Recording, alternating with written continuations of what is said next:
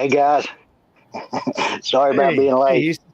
Howdy, everybody. How you doing, Yeah. John? How you doing, Mr. Simpson? And Mr. Simpson's mic's muted. And how you doing, Houston?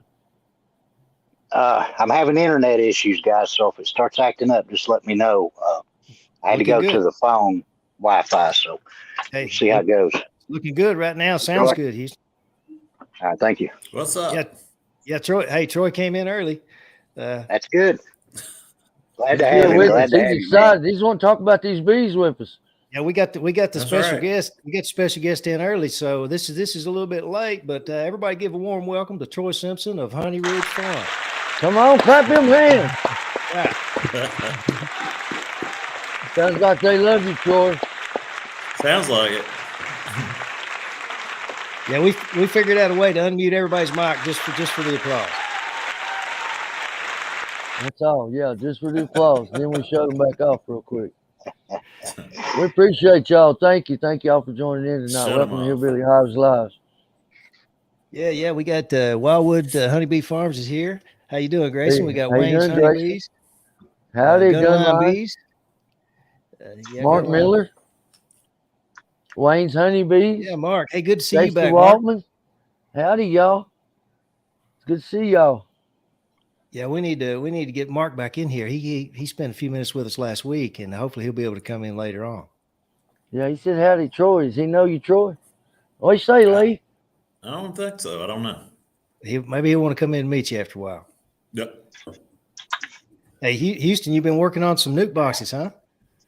I have been, man. Trying to just take a few minutes of this extra time we got right now. It's kind of the dead zone for us in a way. You know, everything's kind of tucked away and waiting on it. Yeah. Sounds like a lead up to a segment to me. It does. It really does. And before he goes any further, what about if we do his intro? Let's rock that beautiful bee footage.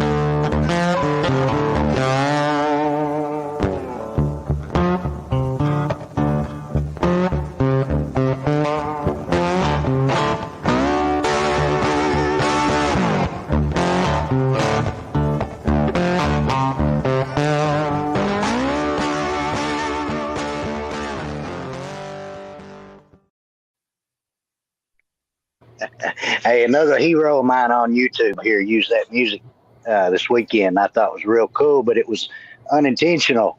And I sent him a message and said, "Hey, man, I really like the music. You know, it's the same one John picked for me on the show." And he didn't realize till I guess I'd said it there, and then he realized it.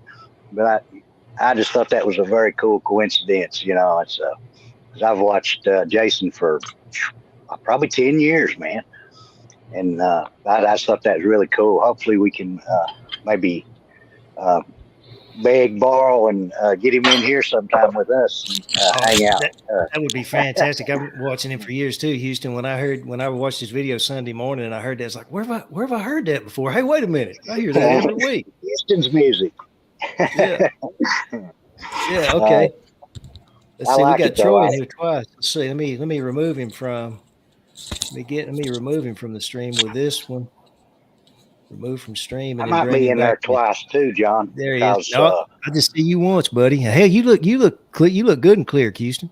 Real good. Well, maybe I need to try to use my phone every week then. There it goes. You straightened it out there. It's working good now. Yeah, I think he looks real clear. I couldn't get in on the my Wi-Fi here. It just kept spinning. I was like, "Oh man, come on, it's my night. Don't let me be late. My night anyway." I was still late, so well, actually, it was actually just you look better than I do. I'm still blurry. Nobody knew it but us because you came in just right during the intro. There, it was perfect. I seen the countdown, but I seen you four. You wouldn't have said nothing. You wouldn't. Nobody knows. You told on yourself. Dang it, man! Hey, if you hadn't do that. Yeah, if you hadn't have made it, I was wondering who I was going to think that Troy was you for just a second till they saw his name on there. That's been all right. But I'm just trying to take advantage, John, of this extra time, man. Nooks is a big part of, my future plan, what I got going on. So, you can never have enough Nook boxes. I don't care really who you are. I mean, if you got full-size boxes, you can't have enough division boards. You try to keep the bees comfortable in the hive without overwhelming them. Keep them as condensed as you can, and they just want to expand faster that way. And there's a lot of value in nuts too if you go to purchasing them instead of over making them. I guess you could catch swarms, but they're not guaranteed. And the reason I brought up nuts this week too, guys, is the list usually is sold out pretty quick everywhere you go. So if you want to purchase nook lists from someone, you need to kind of go ahead and get it, be planning on who you're going to use, and check, everybody does it different. Some people wants a deposit, some people wants it up front. Just try to make preparations for it too. I bought packages this year, but in a way, I wish I would have saved what comb I had and just got a nook and added it to it instead of taking a package and turning it into a nook list. That's a beautiful thing about a nook is you get those 5 frames, with it. And it is gold. It is our comb is gold to us beekeepers. And that ain't all you get, Earl. You get the the nectar or pollen, everything that's in there. You get your foragers, where you don't get all that with a package bee. And I'm not knocking packages because that's what I started back with. I kind of did something similar to what Troy did. So I'm looking forward to asking him some questions on this later. It's a lot got to do with time, ain't it? It How does. much time yeah. you got? If you got time, you can breed your own queen. But if you don't, then you want to buy a package. And if you got even less time, you want to buy a nook. And if you got even less time, you buy a whole hive. And I think buying a nook list is a lot more advantageous than just getting, a package or waiting on a swarm or something because of what's there. You save a lot of time, like you said, Earl. It's 30 days, and you get the comb. That's a lot. That 30 days is a lot. Comb's worth its weight in gold. It could be the difference in getting a crop and not getting a crop too. So, and you can do all kinds of stuff with a nook list hive, other than just make a full size. You can just keep it nook list size all season and just crank out queens. 7 frames really? Yeah, you can stack them, overwinter them. Bees, Jason Chrisman, he has a lot of nooks that he stacks and does well with them.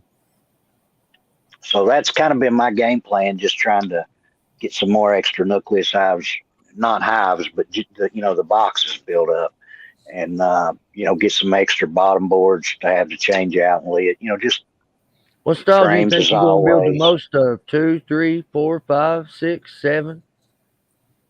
Probably 5 framers. They're pretty universal. If you want to have a 2-framer, you can still do it 2-framer or 3-framer in that 5-frame box. Take you a piece of political sign and make you a divider board or something. I've got every size, Earl. 2, 3, 4, 5. Really, I'm trying to get back to just a couple, sizes. 5s and 10s work out real good. I don't care what operation you run. So I'm kind of leaning toward that more. And maybe even just I was just showing off my fancy new magnifying glass with lights, and I can see, and it's I like it. And it's going to be available on Hillbilly Beekeeping. Oh, I knew that was coming. Very soon.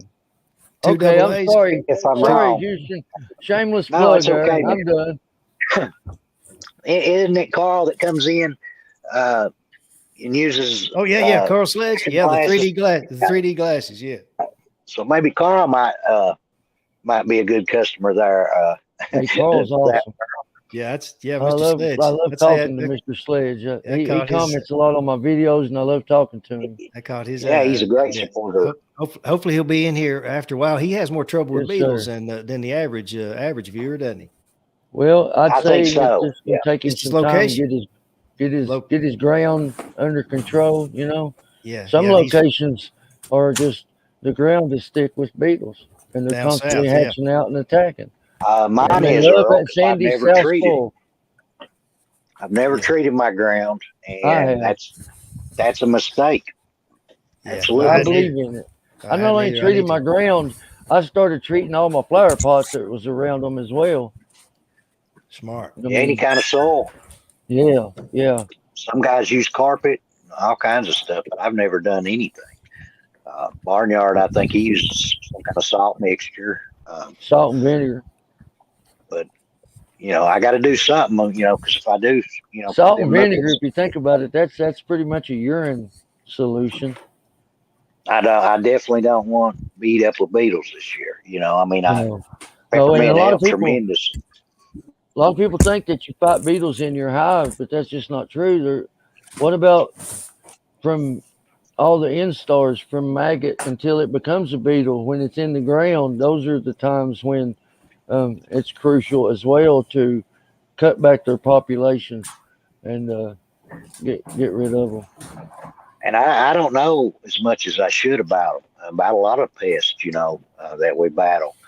But wasn't it the Jamie Ellis study that had them I'm glad crawling? you said that. You I'm know? glad you said that. If you have any questions about hive beetles, you should watch or go to YouTube, search Dr. Jamie Ellis hive beetles. He done his dissertation in college. He went to Africa. He stayed in Africa and studied hive beetles in the most extreme environments.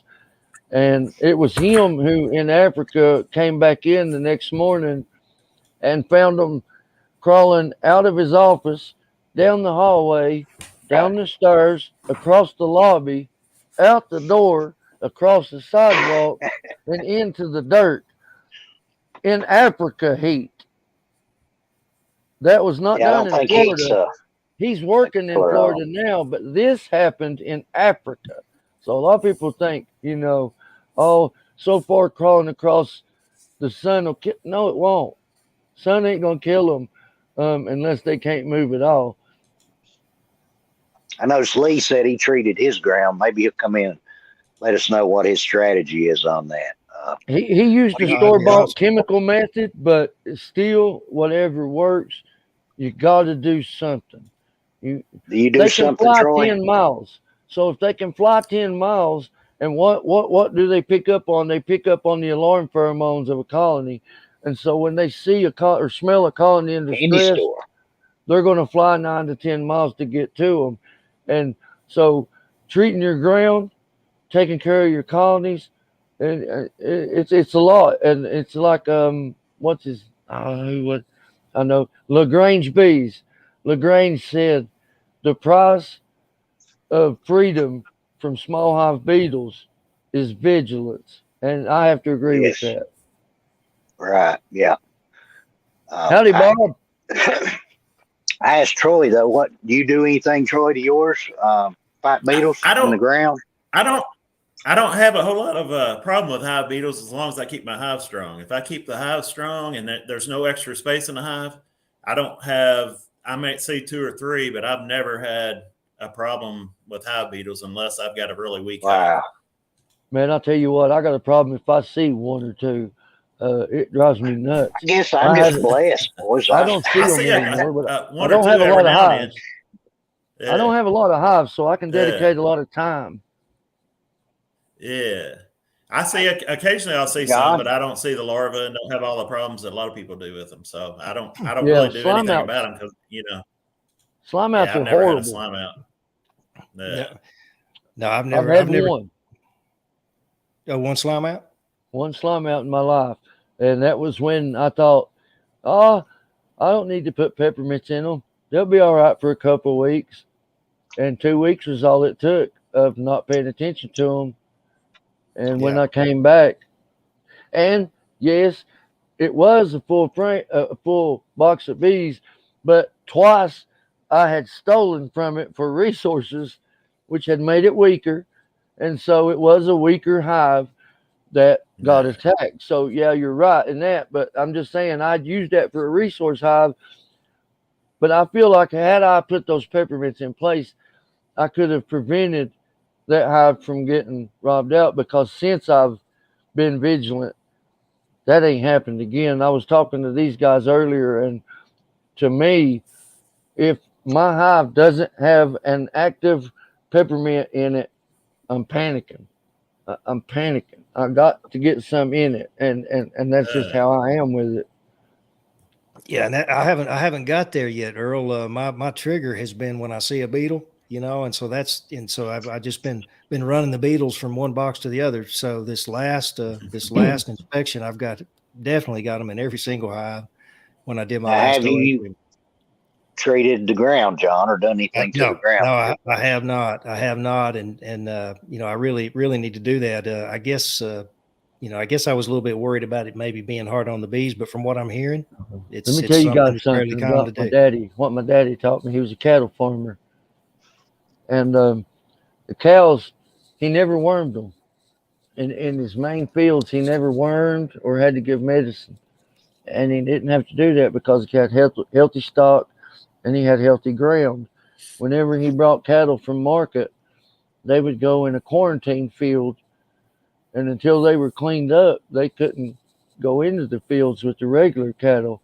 And it's because worms in cattle come from the ground more so than anything. And so when your ground gets sick, I don't care what kind of ivermectin or fluvalinate or whatever you want to use on them, it's just not going to be enough, because once you get rid of one, there's an army waiting to attack as soon as the weakness is shown again.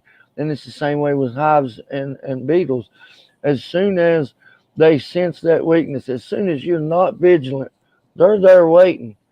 But when you eliminate that from the field, and your fields are clean, then your cattle can graze. And I'm not saying they don't have any worms at all, but what worms they have, they can deal with without any help, and they do well. And it's all about having healthy livestock and having healthy fields.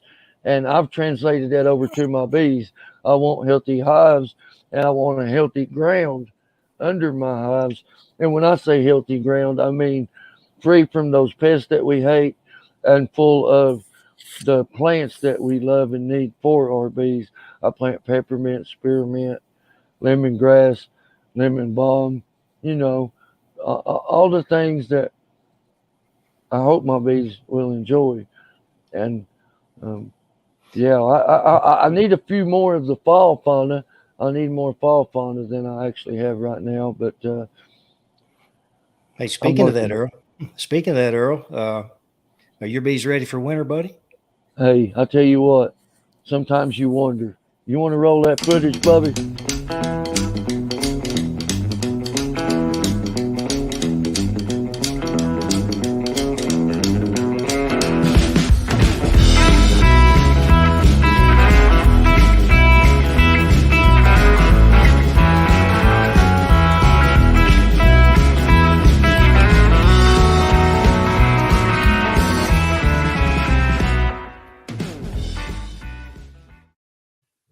Hey y'all, are your bees ready for winter? Are they truly ready for winter, and do you know for sure they are? And when you talk about winter and winter bees, what is a winter bee? The diutinous bee, the long-lived bee, and what makes the difference?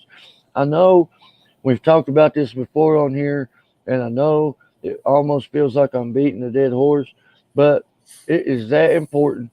We're closing in on winter. We're in that period of robin season to where everybody is just, they can't find enough, and they're looking for that quickest, easiest source of sugar and protein to get. And I said it, protein. A lot of people feel our winter bees don't need protein, but that could be the furthest from the truth. What constitutes a winter bee is when they have an abundance of vitellogenin, and that vitellogenin is the protein, and the fat and lipids that surround that protein are what makes the winter bee the super healthy bee. but it's super healthy because it has much more vitellogenin than does our regular bees. Drones have a little more, and queens have the most, and that's why they live the longest. And through turning up the vitellogenin, then those bees are able to live longer. And that is protein.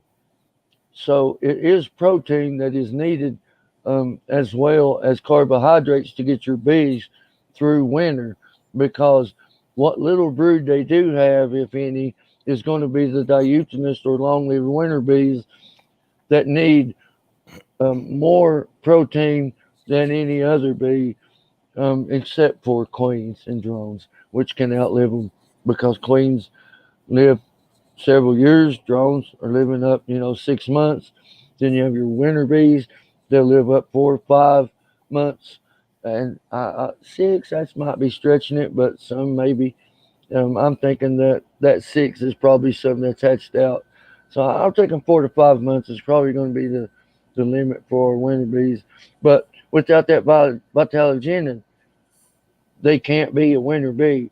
And when you cut those bees apart and you look at them, the difference is, and you can see it on Ian Stepler's channel. He had a video here just a while back that showed it really well, how one was opened up and you could see just a few of the white lines, and the other one was completely full of the white lines, which is the fatty cells and the vitellogenin in the fat bodies, which is where this is all taking place. And how they build that vitellogenin is with, amino acids are the building blocks of protein. And not only do queens and drones have more vitellogenin than other bees, they have more proline than other bees. The worker bees have less, drones have more, queens have even more than that. And winter bees have an increase of proline as well, which it makes sense. Proline is an amino acid, which is one of the building blocks to the three vitellogenins that are made and produced to make our winter bees live longer, to make our drones live longer, to make our queens live longer. And so when I ask, are you truly ready for winter? Sugar is not the only thing they need. My favorite thing from Apis Biologics is floral pollen and floral nectar is so much more than just sugar and protein. There are so many different profiles and so many different compounds that are found in that floral nectar that are needed for that bee to be healthy and to be able to produce copious amounts of wax, honey, and energy to survive on. And I heard somebody say here in a previous video, not going to mention his name, but he said that high fructose corn syrup was poison to bees only if it's changed. High fructose corn syrup should be clear, and if it's clear, it's good. If it starts to turn yellow, then you're building up HMFs or hydroxymethylfurfurols, which are poison to bees and causes them to develop symptoms like nosema. They'll get severe diarrhea, runs, weakness, and even death. So HMFs are no good. I wonder if that super DMF will help that, Earl. Like if they did get some bad feed, get that build up started. According to my buddy, Mr. Steve Horton, yes, it does strengthen their gut and enable them to persevere through poisons and some toxins. And so, yeah, I would have to agree that is possible. Just feed related there, Yeah, Jason. Absolutely. Jason also gave it a similar high regard. And the reason that a lot of guys like that Pro Sweet is so thick that it won't ferment, it won't freeze. And I've kind of made up my own type. I call it Pure Sweet, Hillbilly Pure Sweet, but it's just a homemade version of Pro Sweet, and it's just a really viscous, thick sugar with no water or acids that can convert it into HMFs while being fed. It's just real thick, and it won't freeze, like I said, and it's there. But it's my belief that they have to have a lot of moisture to consume it, just like they need moisture to consume honey. Awesome. So that's some of the things you want to think about. Is not just do they have enough to eat, do they have enough good food to eat? Because carbohydrates alone are not enough to get them through winter. Even though you can dump sugar in the top board and it'll, it helps and it gets through, but that sugar draws in moisture. Moisture has water that's drawn in from the atmosphere, and it's not distilled water. It's water with minerals and nutrients as well, and vitamins that help fortify that sugar into a more than just sugar blend. It takes on nutrients and minerals and vitamins from the water as well, and the bees can take advantage of that. And Hive Alive fondant, it seems to be working good, and I made my own this year, and according to my last video and what I've showed everybody and seen, they're turning it up. They're eating it up really good. And I made mine with Apis Biologics and Beekeeper's Choice. Beekeeper's Choice has thymol in it, and so together it made a really good fondant for my bees. That Ain't there a fondant you can make where you don't have any kind of roughage in it? Just basically just a fondant. Doesn't Sawmill Charlie talk about that quite a bit? That's what I'm not mine sure, is. but I know Kind of he makes it. I wasn't paying close enough attention to get it. Yeah, when you make it, it converts it all into the same. It's an icing, more or less. You've inverted the sugars and it then thickened it up, and it creates this really smooth, clear icing that we call fondant. But it's just a really thick, smooth icing is what it is, with all the sugars and stuff separated and blended out, real smooth. Maybe it's almost like Play-Doh. Because he was talking about getting something at Walmart that he could feed him, but I don't know if he was doing something with it and making fondant, or if it was already usable. Well, Global makes a thing called a winter patty, which is I've used those early.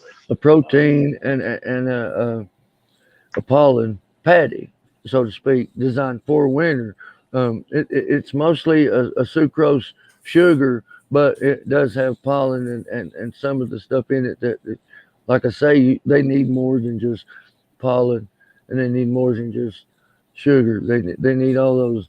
I thought they didn't have any trace pollen. I thought it was just the elements and stuff, and more of a Just like a carbs. sugar type feed. Yeah, not no kind of brood rearing.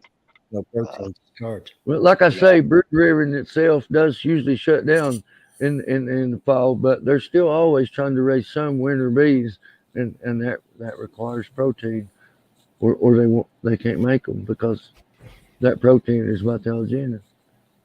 Right. Well, they probably get that from the stored pollen and stuff they put back. Yeah, but that's last all part of based the on what season. they could get and what was enough of it. Sometimes they don't always get everything they need. Did they have enough? I guess that's the question. That's where That's what I some of love these about others- supplemental feeding with Apis Biologics. I can make sure that they do have enough. Yeah. Of Yeah, everything. I like that. I like that strategy. Give them every chance we can, huh? That's exactly right. Paramore said Baker's fondant out of the bakery. Baker's fondant. Same Maybe thing that's I what- make. I make Baker's fondant. That's the fondant you want to use. And what turned me on to it, what got me started with it, is the queen guy from up north, the big queen guy.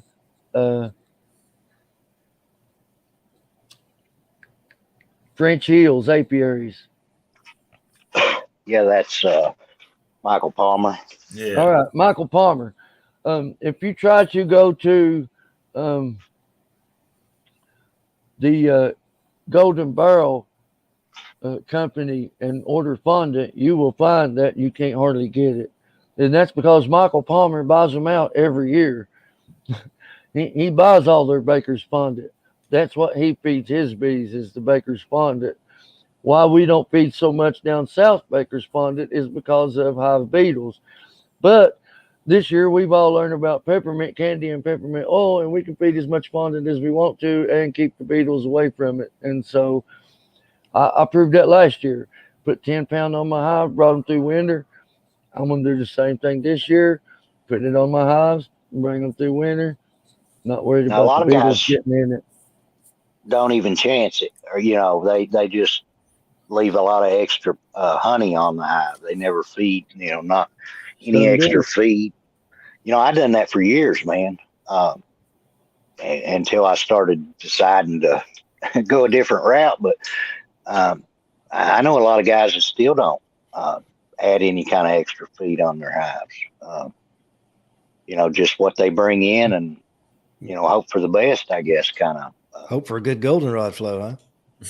Yeah, and sometimes you're lucky and they do good, I guess, and other times not. I've been on both ends of it, and I have to say I'm more of an advocate for making sure they are up to weight. In the past several years, Well, than it's not. well worth the investment, I think. Makes me feel good when I can go out there and lift up a 90-pound colony. Yeah. Then throw them 5 pound of fondant on top of them and say, "I got you." And then when you see they've eaten a big hole in the middle of it, made a big Oh donut yeah. out of it. Did you see any beetles in that? I didn't see a single beetle, Earl. I watched the whole And thing. you won't either. I've learned to beat those beetles. You don't even have to edit Peppermint those. works. Yeah. And I'll show you. Just keep watching. My hives will keep growing. They'll keep multiplying. I probably won't have any more here than 10. 10, I think, is about as many as I want. But I'll sell some, give some away, and just keep watching. I'll prove it. I'm a believer, Earl. It's quite a bit of work. Yeah, no doubt. That's right.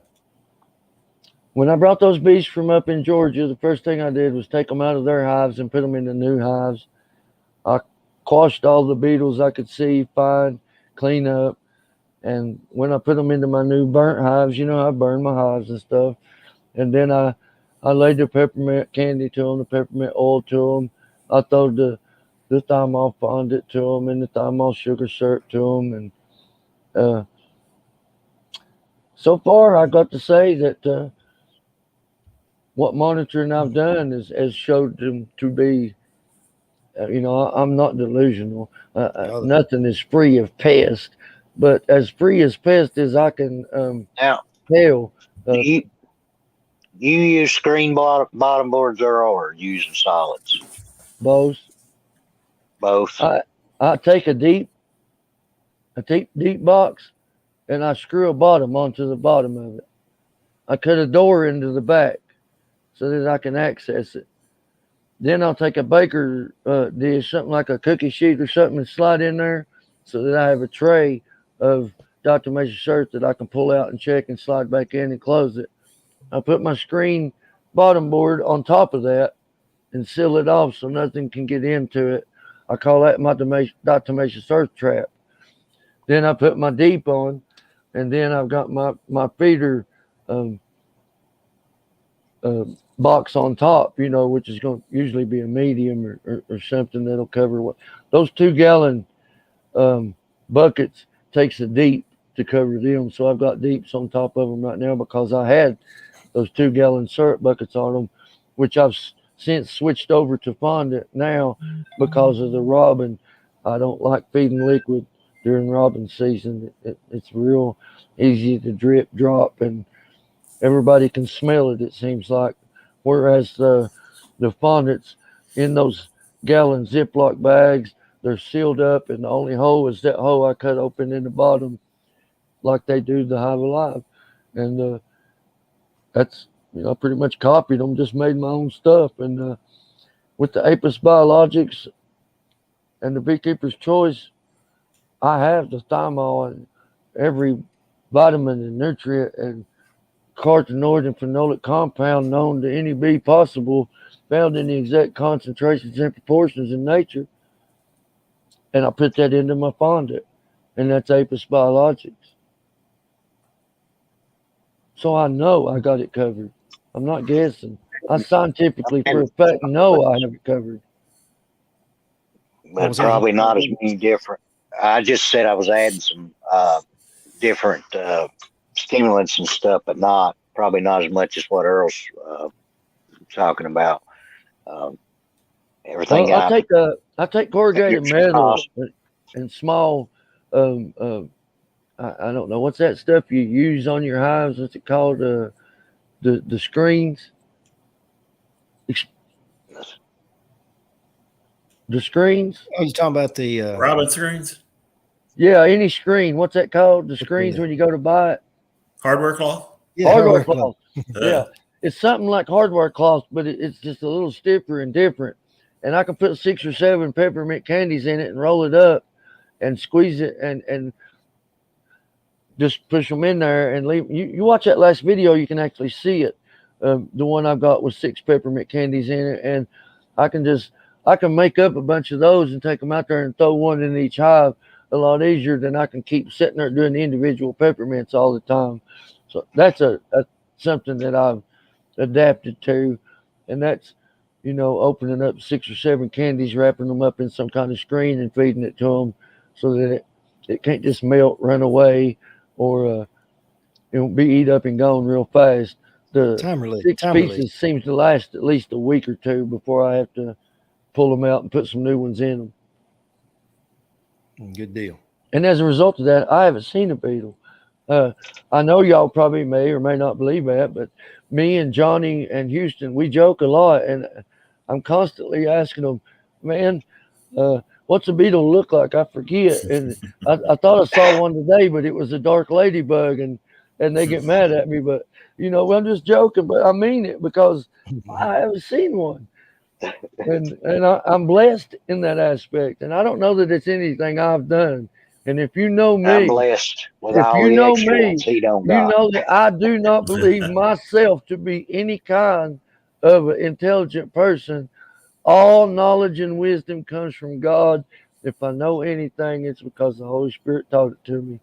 And it's something anybody else can learn as well. And I believe that with all my heart. Amen. Amen. Good. Hey, that was a great segment, Earl. Thank you. Hey, I'm glad I got to put God in it right there at the end. That makes me feel good. We always want to do that. In Jesus Christ's name, amen. I won't put that in there. You hear me? Yeah, I do, buddy. Because he's real. I'm with you on that for sure. How can you look at a beehive and its complexities? All the fauna and their complexities. Did you know that the trees and the plants, they specifically cater to whatever pollinates them?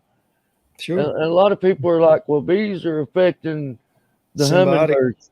Hummingbirds seek a higher sucrose level than do the honeybees. Short-tongued insects seek a higher dextrose level, and so they're hunting different foods.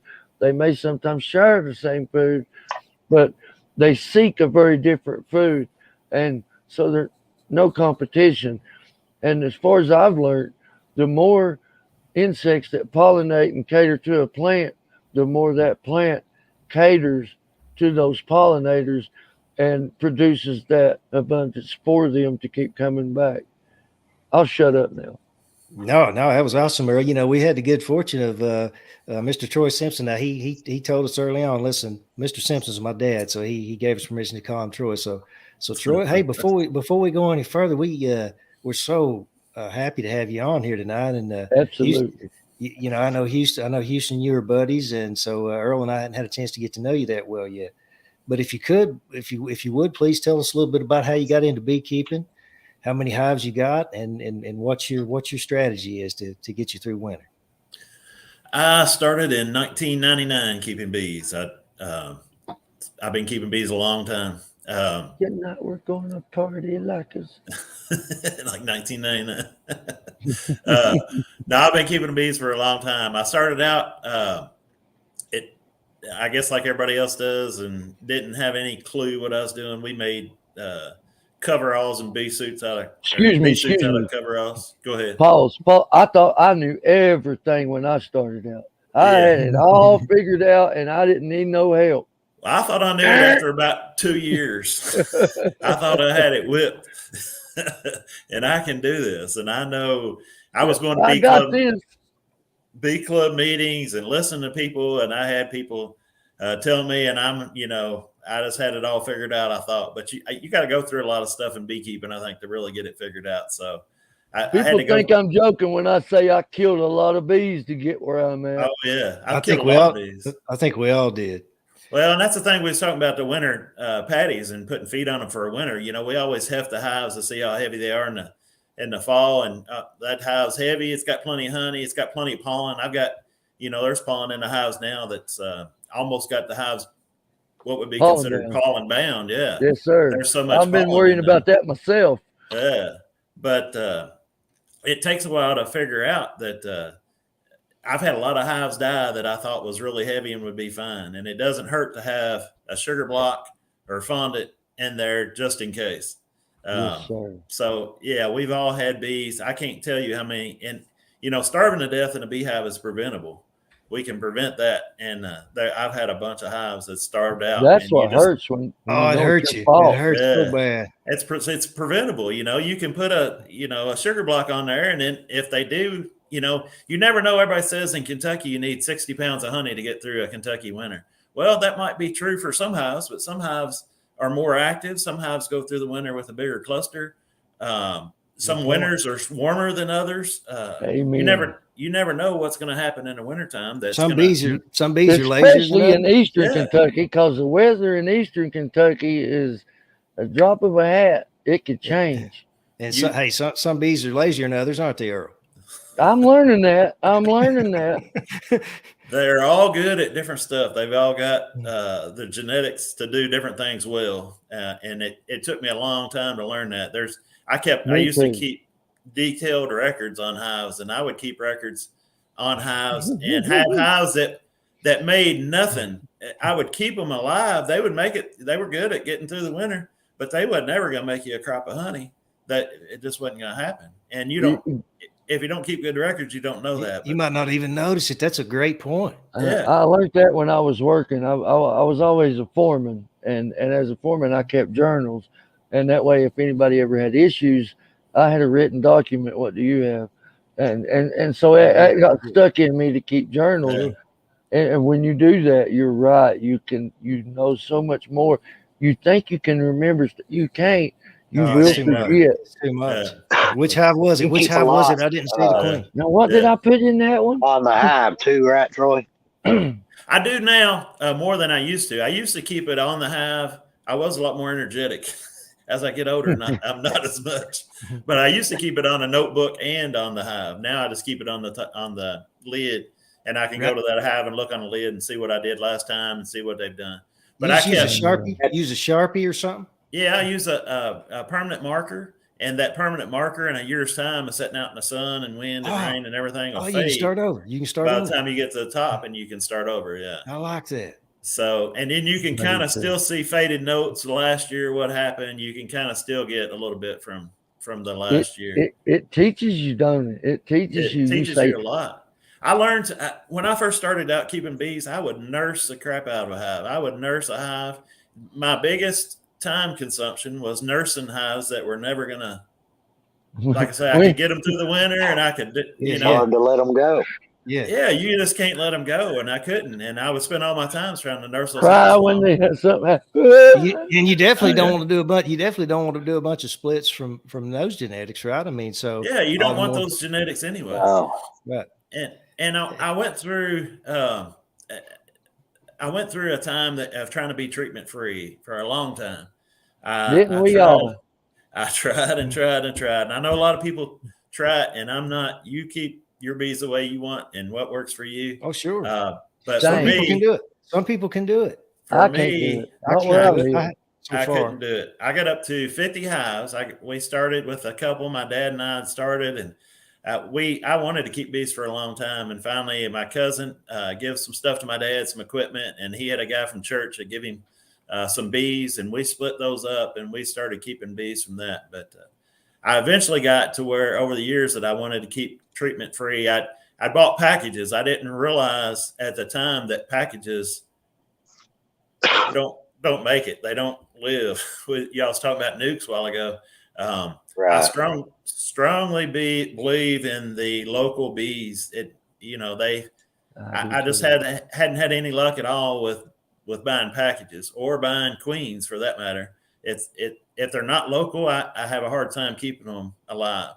That's why I went to Bob Benny. It's Appalachian bees. I live in the Appalachian Mountains. It's local. We have the local same same food. climate. Yeah.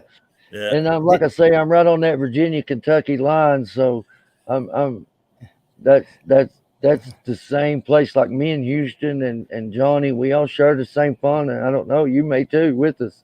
Yeah, I believe he does. See, I took a gamble.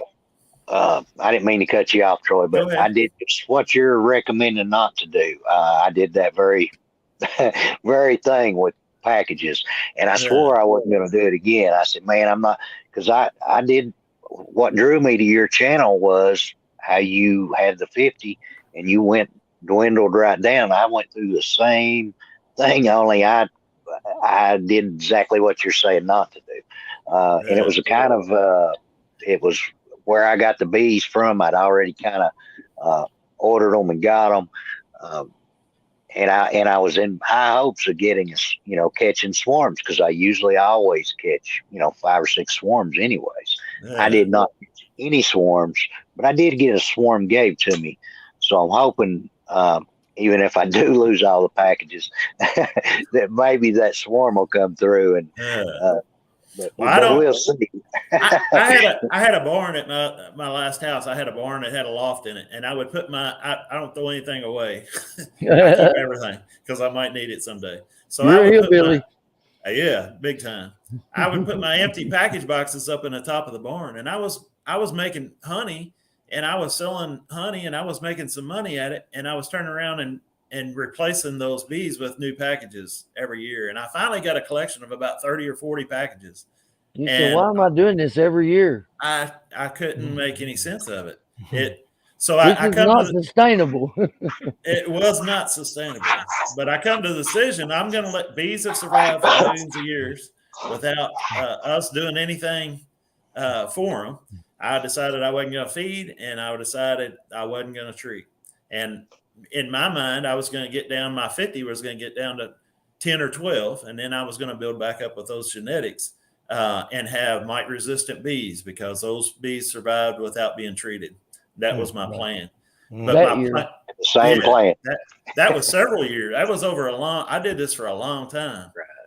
This was probably over the course of about 15 years. I treated at the front of that. We used checkmate and apistan and all the stuff we know we're not supposed to use now. We went to screen bottom boards, came along, and during that time, we didn't have any hive beetles. They've come along since then.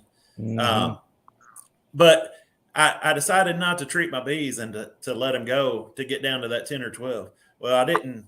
They went down to almost nothing. They went from 50 down to 1. And I just can't.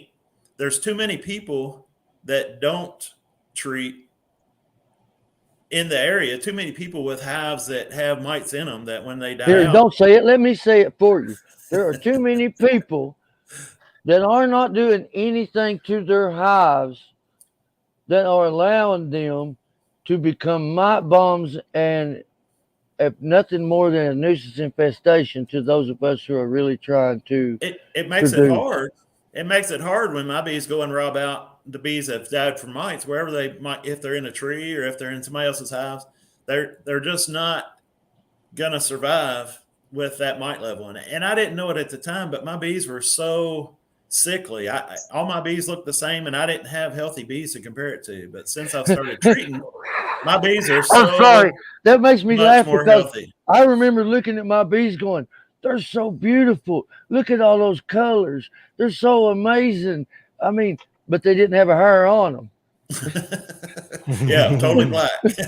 Oh, these are so beautiful. Totally black, totally shiny. And there was how pretty my bees are. And then, behold, they was sick. I didn't even know it.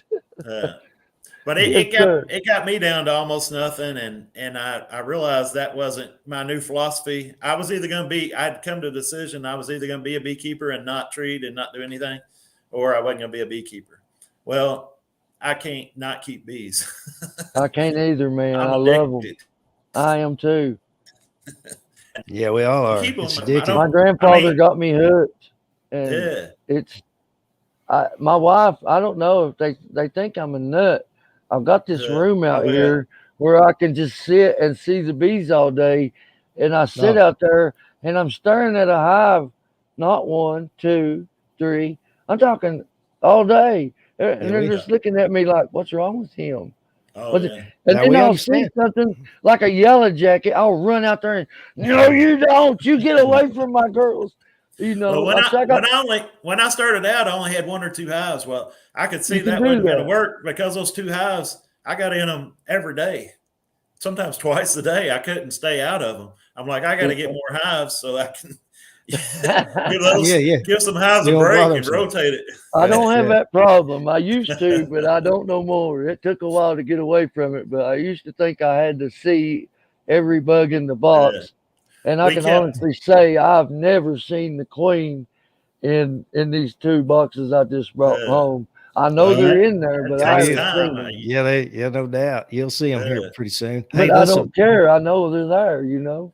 Hey, let me say real quick before we go any further. If there happens to be anybody watching on the stream tonight that is not already subscribed to Mr. Troy, I've posted up a link a few times in the chat, and it's here on the screen. Please go subscribe to his channel. He's got 338, and you know, let's help him out, y'all. Maybe we can get him up to 350 if there happens to be that many that aren't subscribed to him already. Troy, if He's got there's a great anything channel. we do here at Hillbilly Hives or at any of our own individual channels, as far as us 3 go, we are big on helping everybody else, anybody else. Got bees, don't got bees, want some bees, just love bees. We want to help. We want to do anything we can to promote people and honeybees working together, because I believe myself the answer is not one person with 1,000,000 bees. It's 1,000,000 people with a box of bees. Yeah. And then I think we can do better. When I was keeping bees before, of course, I read as many books as I can. Of course, now, you know, you watch YouTube videos and you learn so much, and watching you guys and watching other people keep bees, and sometimes I feel like people watch me and learn what not to do, maybe, but That's what I say about me. Definitely me. But we didn't used to have all that stuff. And I keeping bees for so long, everybody knows that I keep bees. And so when somebody wants to start beekeeping, they need help and they ask for help, and that's fine. And I love helping people, but I can't physically help everybody. But with the YouTube channel, if you need to know how to make a split, or if you need to know how to mark a queen, or you can watch a video, I can show you a video on it. I can watch 5 different ways of doing the one thing and say, I like this. So much easier to learn. Help a lot more people by having these videos, and they can see me, what I do and how I do it, and how many bees are in a box, and what the queen looks like, and what the drone brood looks like, and all the stuff that the questions. I just can't physically help every single person that asks me, and there's a lot of people that ask for help, but they can watch a video. So it's cool to me that, you know, we can help so many people by showing them what we do, you know, hands up right there in the hive, and show them everything, and they can just, you know, watch a video and see it. Yes, sir. I agree 100%. It gets it out there to them, to that person that ain't never done it. They can not just see one person how they do it. They can see a lot of people how they do it. You can see how they do it on tops of buildings in cities, how they do it in hollers in Kentucky, on mountains in Virginia, in Tennessee. You can go to Ohio.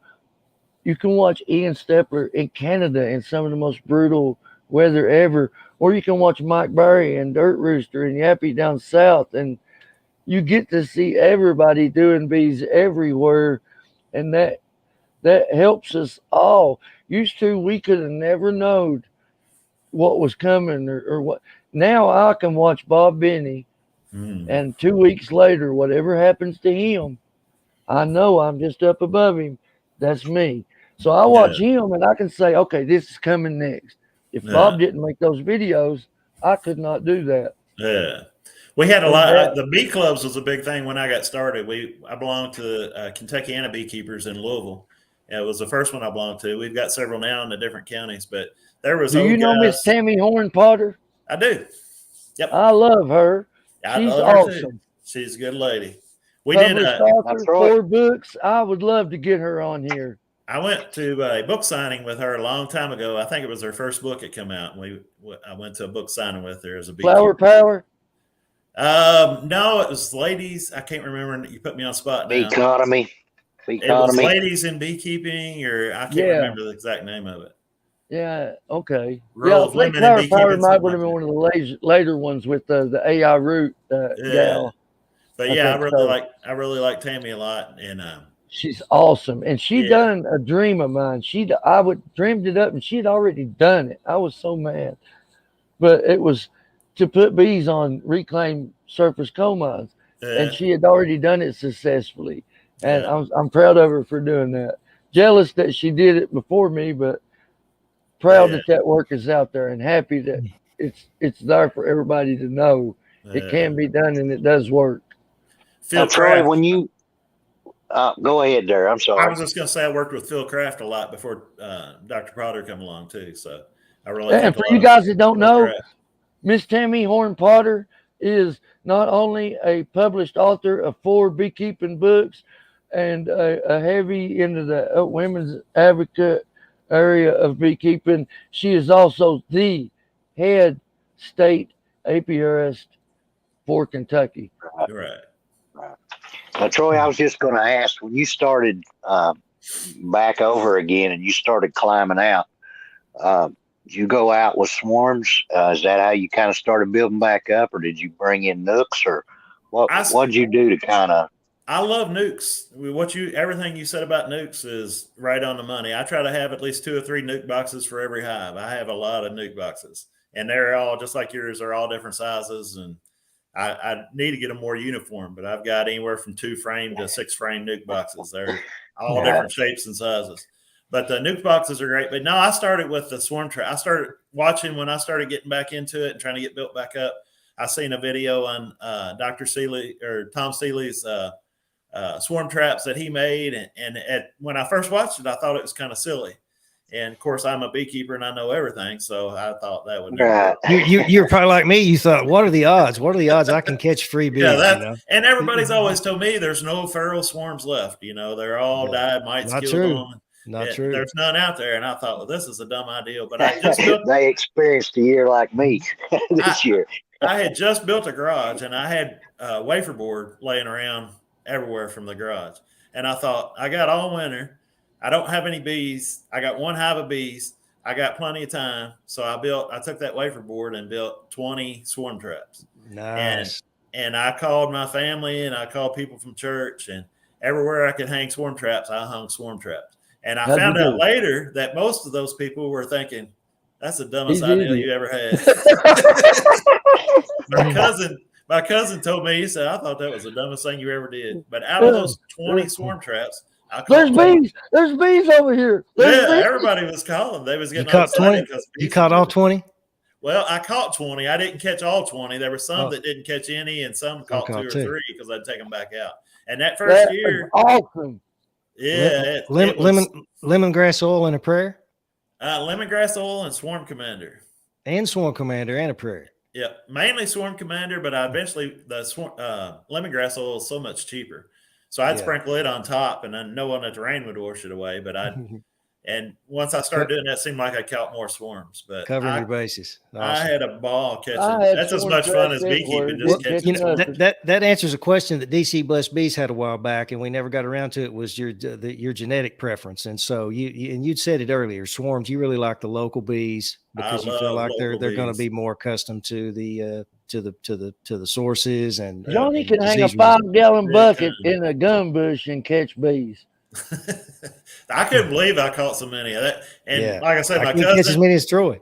He couldn't believe it. I've heard other people that's caught a bunch too, but I was really on it. I really kept them baited. I really kept them checked. If I caught a swarm, they didn't stay in there for more than a week, and I brought them back, put them in a hive, and took a swarm trap. Big back. one. So now Nice. you're picking out through those 20 and grafting and Now I'm picking propagating out of those.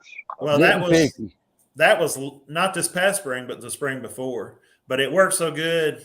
Last year, I made 20 more swarm traps this past winter, and I made them out of full size boxes. So I just added about 4 inches onto the bottom of a full size box and hung that in a tree. How many? I made 20 more. So I had 20 of Tom Seeley's, and I've got 20 of the full size. So I've got 40 swarm traps now. I ended up. Have you? Sorry. Have you used those full size yet, or is that coming up? I was able to put 35 swarm traps out this past year, but I only caught about 15 this past year out of 35. My success rate Still wasn't going went down. down. You So got, quick- brother. And you went to all those same spots, of course, that you had luck last I went to year. all the same spots, but we bought a 12 acres and we moved way back in the country. They have to pipe into sunshine where we live now. Let me ask you this. Let me ask you this. Did you notice common denominators in your successful traps? As far as like location to water or shade or anything like that? High on the hill. Some low on the mountain. locations are better than others, but I couldn't tell you why. I think the population of bees is more there, but it's not a wooded area versus an open area. Or I couldn't really tell you about that. I can tell you that like I say, we bought the farm this past year, and I wasn't able to bait them as often. I didn't know how often to bait them when I first put them out, but I've ended up on about every 2 weeks baiting them. But I wasn't able to go bait them this last year, and I think that really hurt me as far as my success rate. What was the difference between the full size that you made up and the Seeley design ratio far as catches go? Well, being that I only caught 15, I don't know. I think they both caught about the same rate, but there's positives and negatives to both of them. It was nice to have them in a full size box because I can just take the bottom. It's a hive body, so I can just take the bottom off and then make a hive out of. I don't have to transfer them. So it was nice to have a bigger box, but the 5-frame box that Tom Seeley recommends it's the perfect weight. You know, it's easy to deal with. 40 liter. Yeah, 40 liter. Yeah. Now, I've not used that design. Sorry, John, but I do plan on building some of the Seeleys. I've got one. Seeley's is awesome. I've got one. I thought this will never work, but John, I really believe in it now. John done something similar, except he just used regular hive bodies, didn't you, John? Yeah, because when I first started beekeeping 6-7 years ago, I did it for 3 years, and I tried like y'all treatment free, but I didn't have that many hives. I was up to 5 hives, and I was having to buy bees back every year, and so I got so frustrated and with it that I just quit for a while, and all that equipment was sitting in the barn. So just like you, Troy, I watched some videos and thought, well, shoot, I could build a swarm trap maybe and catch some free bees, and then I wouldn't have to spend any more money on it. Then he catches a million bees in 1 year. Within 2 days, man, I thought I was going to catch 2 swarms. I built 2 traps, and I thought I was going to catch 2, but it was the same colony, I guess, scouting out both of them. And anyway, then I babied that colony. In the meantime, I got 100 traps hanging out for 15 years. Ain't never caught a thing. Johnny just hangs out a bucket and lays it out in the yard. Bees go. I was watching Jason Christman's videos, and I babied that one through the winter, with the mountain camp method. Man, I didn't figure it was going to make it. Man, it was alive, and I was so happy. I went to Hive Life and just and I've just kind of got really fired up since then. But yeah, I just used stuff I had laying around, and I encourage anybody to do that because it like we were talking about last week, it costs a lot of money to get into beekeeping, but you don't have to spend a lot if you're resourceful enough. And if you're like us and you got some stuff laying around. I love local bees. I hear a lot of people refer to them as mutts, local mutts or whatever. I hate it when I hear that because they're so much better than anything that you can buy. Because I got some good. Left a good comment there a minute ago. Said you had better genetics that you're working with now than when you were treatment free. I saw that. Now he's a big treatment free fan, and if I'm not mistaken, I've heard him say he caught 80 swarms last year. If I'm thinking right. Oh yeah. So that's got to be way on up there. I mean, that's rivaling Mr. Ed and the Dirt Rooster way down south. Yeah, getting our contest. Yeah, and so you're bound to have some good genetics in that, and so I'm hoping now. A couple of those swarms I caught, guys, was from a nuke that I bought from Knoxville. It had a bunch of queen cells in it, and I did a split on it, successful split, but it still swarmed a couple of times. But I caught them. I'm pretty sure it was from that nuke. But all three hives made it. Howdy, sir. I caught one swarm in a swarm trap that first year when I caught the 20. I caught one swarm that had I don't know whose it was, but it had a marked queen in it.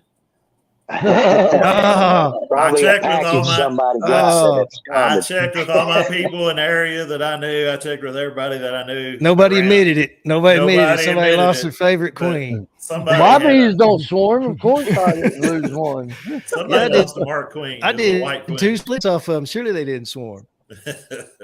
But I still got that queen too. Yeah, I caught another marked queen since then, but it was mine. Oh, awesome! That's awesome, man. I don't tell people about that. You guys want to open it up to the public? We've been going a little over an hour now. Yeah, hey, that sounds good, man. Time, talk to them and let's see if they got any questions. Time gets away, don't it? Sure. So that's your strategy going forward too, Troy. We've been hogging.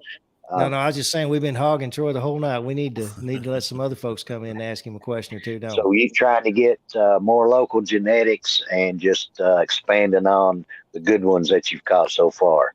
Yeah, I try to take I think one of the keys that it takes me forever, seems like, to learn something, but one of the keys in beekeeping, if you're going to keep bees, is you got to be able to promote your own genetics. You got to be able to pick from your best hives that, because my hives put up with the way I manage them.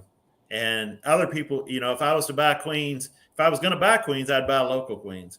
But even if I buy local queens, they come from somebody's hives that are used to the way that they manage them.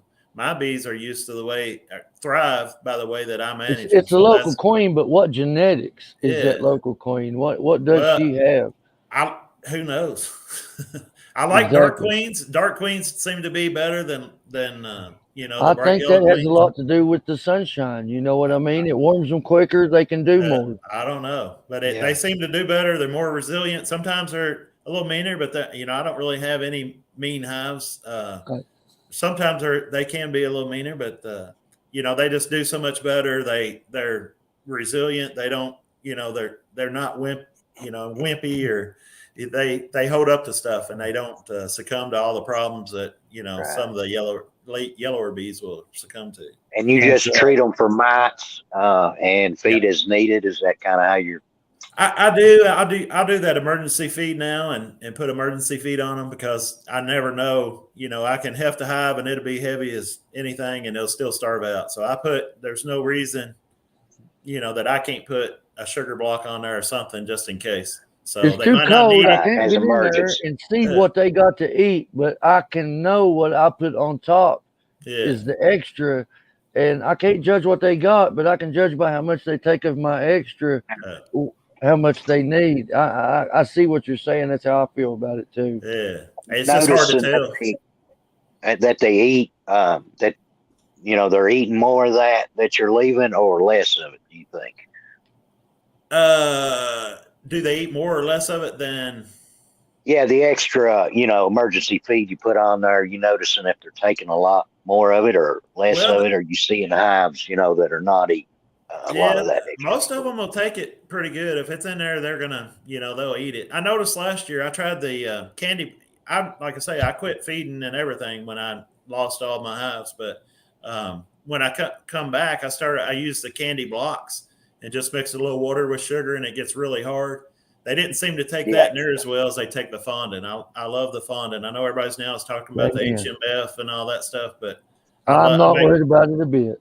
I make my own fondant, and all I use is sugar. I don't, HMFs do not even begin to start until 256 degrees. Most of us that are making fondant, we're only going to 240, 245. We're coming back off of it. We've been using fondant for the whole, for 23 years I've been keeping, and I've never lost. I lose hives from starving to death, but I don't lose them from fondant. Now, are you making Michael that, Palmer Troy? buys Right. every bit of the fondant that Golden Barrel produces, and you can't even buy any because of him. Yeah. No, I make my own. I make my own fondant. Me too. Okay. Well, I know Yeah. some online sources, have fondants. So, Yeah. and then they have that Hive Alive now. And, But they'll I take tried to it. get some Hive Alive. I did. I started to buy it, but it was hard to get, so I just went ahead and made my own. And I'm more glad that I made my own. Now I know what's in it. Now Yeah. I see them eating it, and it gives me such a feeling of accomplishment that they're chewing up and eating and using the food that I gave them, that I made. Yeah. That makes me feel But good. they take my fondant twice as fast as they take the candy boards. It's just so hard. The candy is, or the sugar is, it gets so Yeah. hard when you make it. I cut me out Because they carry it out. square, and I laid it over Yeah. the round hole, and I made my last video, and you could just see them. They were just tearing Yeah. it up. It was just, Yeah. they were going to town on it. And I was Yeah. like, well, it makes you feel good. It's like Oh, when yeah. you cook a steak and everybody's like, oh, this is They good. And you're love like, I love it. it. Yep. I love it watching them eat it too. It just, Yeah. I feel good. Yep. And I know I got more in the freezer when they need more. That makes me feel even more better. Yep. So you're shooting for what, 100 or better now, Troy? Is that I'd kind like of where to you're have heading? 100. I've got about 40 right now, and I'm gonna put out 40 traps this spring, and then I'm gonna do splits. I try to get at least 3 nukes off of every hive, and then still make a honey crop off that hive. So I plan on having 100 this next spring. Is the plan. I hope you get there, man. We'll I see. see some more comments and stuff about local queens. Let me give some science to that. I can give the science because I know it. In a queen, she uses this stuff called, there's 3 kinds of vitellogenin, and one of the vitellogenins is used, she carries pathogens from her surrounding area to her eggs. And what that does is that gives that egg an immunity to the pathogens in her area. And that's what she's doing. She's saying these are the things in our area that's rough, and that's the stuff that that vitellogenin is taken to the egg and teaching it to meet it. And so, that being said, for a fact that local queens are going to do better because they have that immunity to a lot of the pathogens in your area. Where if I bought a queen in a totally different climate and area than mine, she would not have the same immunities and build up because she had not the pathogens to share to her genetics for that to happen. And so I think that in itself is a big reason why local queens are so much better, because they're scientifically matched for that environment, because she has passed on those pathogens that she's been exposed to her eggs to make them stronger in that I environment. like what Mike Palmer said. You can raise better queens than you can buy, and that's true. Because you're and because of breeding the with your science, I local believe genetics. Yeah. So is that you're not really grafting, Troy? You're just taking the propagating them. How just No, I'm queen cells? grafting. I used to graft some before, Okay. but not a lot. But this past year, I did some grafts and replaced some of my queens with those grafts, and was able to sell a few of them. But this next year, there's 3 things we know why we lose bees. We lose bees because of mites and their viruses. We lose bees because of nutrition, that they either starve to death or have poor nutrition, lack of honey or lack of pollen or nectar and pollen. And we lose bees because of the one that I haven't conquered yet is genetics and having good queens. So getting that squared away, and I'm going to graft. I think that's a key to staying in this and keeping it up, is to be able to graft off your best colonies and use those queens to replace the queens, and keeping a young queen in the hive, but I don't replacing those graft. queens in your own colonies. But when I Do you split have my hives, anybody? I let them make their own queens, which Yeah. is the same If you, thing. I get yeah, that as local long as you can genetic. you get them local genetic. You don't have to graft. There's all different kind of ways to where you can just crowd a hive and then use the swarm cells they make. But the swarm Do you cells have? make excellent queens. Yeah. Do you have anybody close by you doing something similar to what you're doing?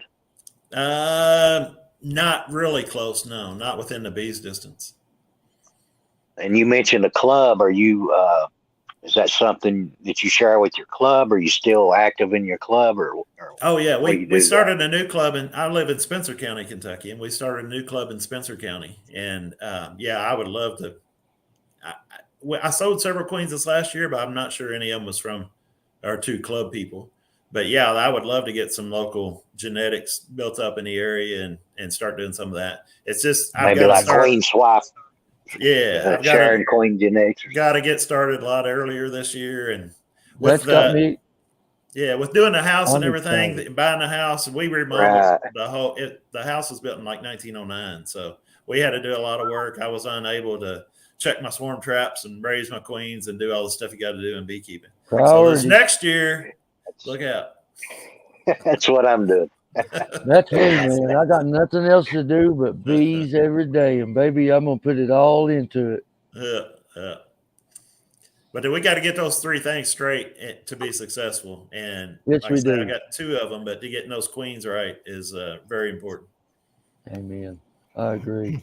And Hey, I'm Mr. tickled Miller. because I've been able to introduce a whole new genetics and stock of bees to not only my apiary, but my area. And so next year is going to be an awesome year for me to just make new hives and see how those genetics were over and the best and the worst and what's gonna work and what doesn't. Yeah. My hopes is that we have a bee now that can survive our winters and that we can populate a feral population because they're just like I say, I hang traps every year. We don't catch bees here, but I never saw bees either until I started keeping bees myself. Yeah. So there is a shortage in some places Yeah. of pollinators and honeybees. Yeah. Yeah, I didn't catch any either this year, Earl. But just across town, a fellow beekeeper I know, he caught Sarah. He only caught three himself, but he gave me one of those swarms. Uh, so I did get some local genetics coming in this year, but Right. Now hopefully, I've kept bees for a long time, so a lot of the Howdy, Mark. swarms are probably bees that swarmed out of my house and went into a tree years ago. So I might be getting my old bees back. I don't know. hey, that'd be good. Maybe it's from You the don't never treatment-free know. time, and you get some of those genetics coming back in, Yeah, kind of maybe I getting get some back of to my where you good was. bees. Yeah, circle There you back go. around. Hey, Yeah. Mark, so good to see you, buddy. Where you out on the road? Where you at, buddy, tonight? I'm up here in St. Joseph, Missouri this morning or this evening. St. Joseph, Missouri. All right, man. You're gonna have to check back in with us every week and Yeah. tell us How where are you're y'all at. doing? Doing good, buddy.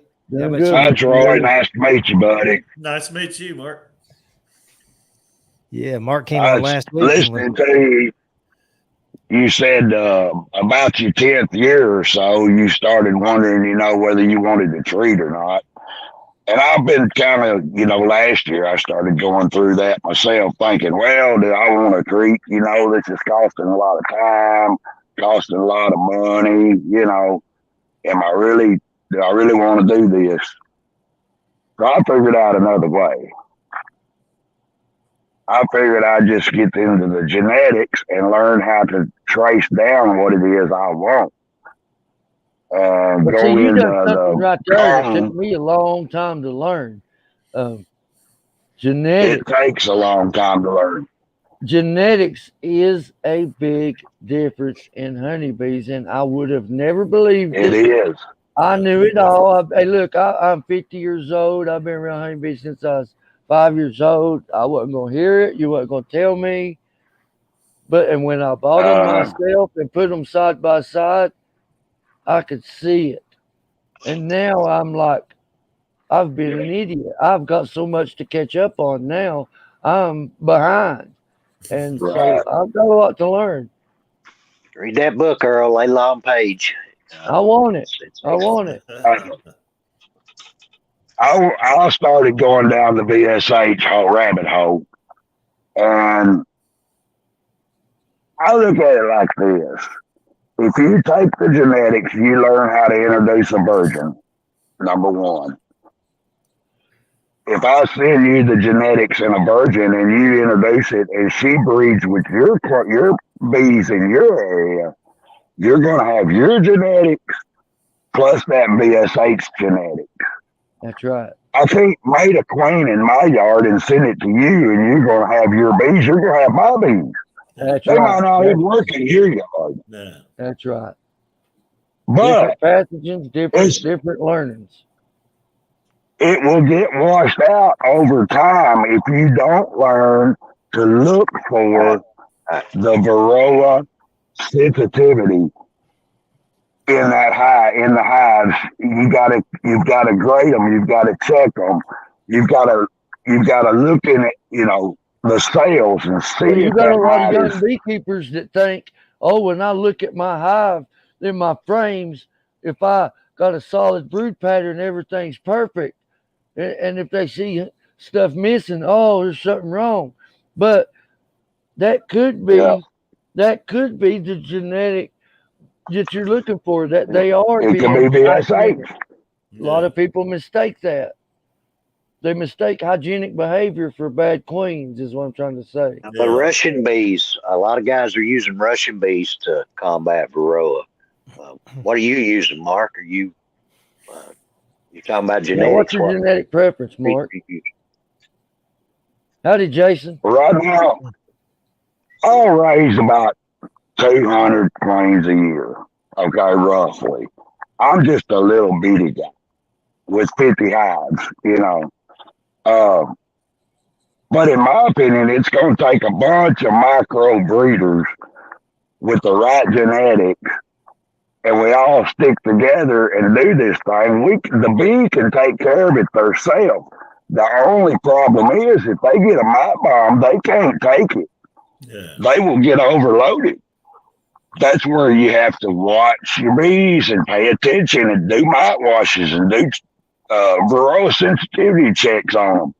We got to be bee helpers, not beekeepers. We got to help them. That's it. If we want to help the bees, eventually we're going to have to quit putting the Band-Aid on them.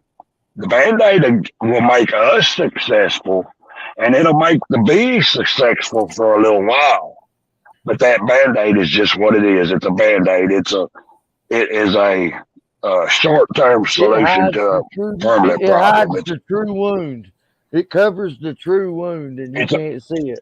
It's like pain medicine is what it's like. It's a temporary solution to a permanent problem.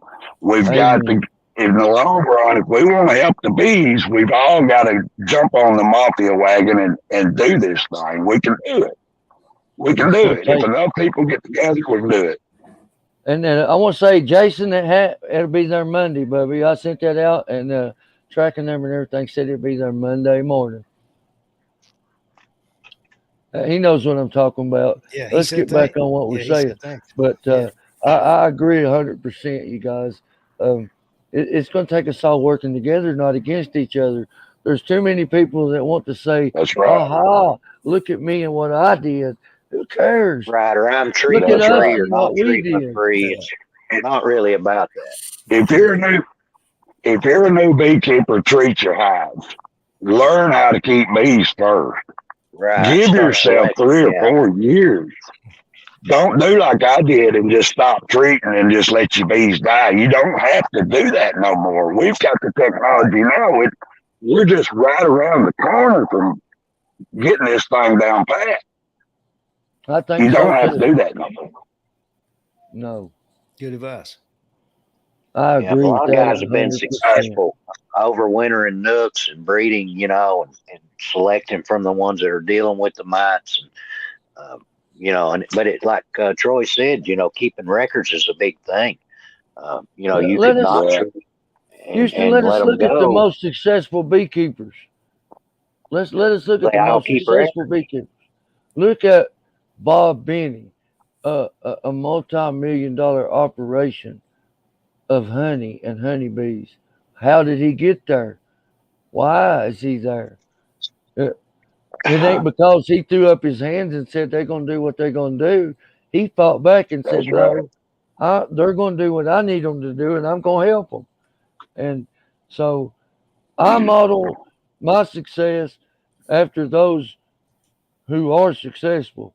I watch Ian Stepper, Bob Benny, these people who are really good at it. Really good at I it. really like Michael Palmer and Michael a Palmer. lot of things he does. Yeah, with the overwintering the nukes and how he goes about his genetics. Guys He's right who's there got the next to time, Webster. the And videos, and the proof to show that, hey, this works. Webster's treatment free. Michael does it different. He treats, but they're both right in the same area, and they're both breeding local genetics. So, I don't think it's whether he's treatment free or not treatment free, or it's working towards your local genetics, working together. As a community. Trying to help the bees, trying to help the beekeepers. You got two schools of thought, Houston. You have one school of thought that says, I'm going to breed some bees that can live with the Varroa. You have another school of thought, which I subscribe to, which says, no, I want Varroa wiped out. I don't want my bees living with them. I want them living without them. Somehow, some way, I want my bees to live without Varroa. That's right. Let them take care of it. They can take care of the mites unless they're just overloaded. Yeah, And so that's just the thing. They rob out over here, yeah, they're going to get overloaded. When are they going to rob out? During robbing season. Right now. Yeah. In my area, it's right now. Yeah. Yep. Right now. That's right. And I got another thing too, guys. If you can't treat your bees, I'll open feed and treat them for you. You're cutting out on me. I said, if you can't treat your bees, I'll open feed and I'll treat them for you. Yeah. I'm not saying don't treat your bees. Give yourself time and learn first. I'll treat mine. If they need to be treated, they're going to get treated. I'll throw everything I can at them. Yeah. I'm not going to let them get overrun. Use what's called natural treatments. They're kind of in between treatment free and, people use harder treatments, but they just use essential oils and brood breaks and things like that. So there's all kinds of different ways that people's trying to fight this. And it's like everybody, we're all dancing around it. We just can't, get centered on some way. If you get enough concentration of the right genetics, they'll make it. I'm telling you. I've seen it. I believe so too now. You couldn't have always told me that. I've got one. Thank you, Jason Pruitt, with the Bohemian's Bees. I'm about to publish a video tomorrow mid-morning about feeding pollen patties coated with peppermint. Hey, it works, brother. It works. Everybody go check out Jason's video after he does that tomorrow. He's either already at 10,000 or he's just right at it. I think I heard he went over. Oh, good deal. Awesome. Yeah, I think I heard today he went over. That's great. Congratulations. Well deserved, buddy. Some great videos, man. Sorry, guys. I jump in there because I'm afraid I'll forget. I was just going to say, I got a breeder claim from Corey Stevens. And I didn't get her till late. It was like July. And of course, from Corey Stevens, yeah. He raises some of the best BSH stock I heard of. And of course, I didn't get her till late. And then I've got to get her going. I got to get her accepted. I got to get her laying her nest. And I did get 2 grafts off of her, but it was in the middle of summer and it was so hot outside. And my acceptance rate was pitiful. So I quit. I got what I got, and that's it. Well, out of all the ones I kept, I don't know. Me and a partner was in on this. So he took some to his yard. I took some to my yard. And I kept 2 out. and didn't treat them. I just wanted to see what they was going to do. That's all I wanted to do. Now, they didn't get started till late, so they're not going to be eat up with mites, okay? I treated everything in my yard but them two. I went Tuesday and done a wash on them two. I did one of them with alcohol, and I did the other one with Dawn. Both of them zeros, and I've not done a thing to them. That's all I can say. I have not had enough time to tell you honestly what's going to happen in the future.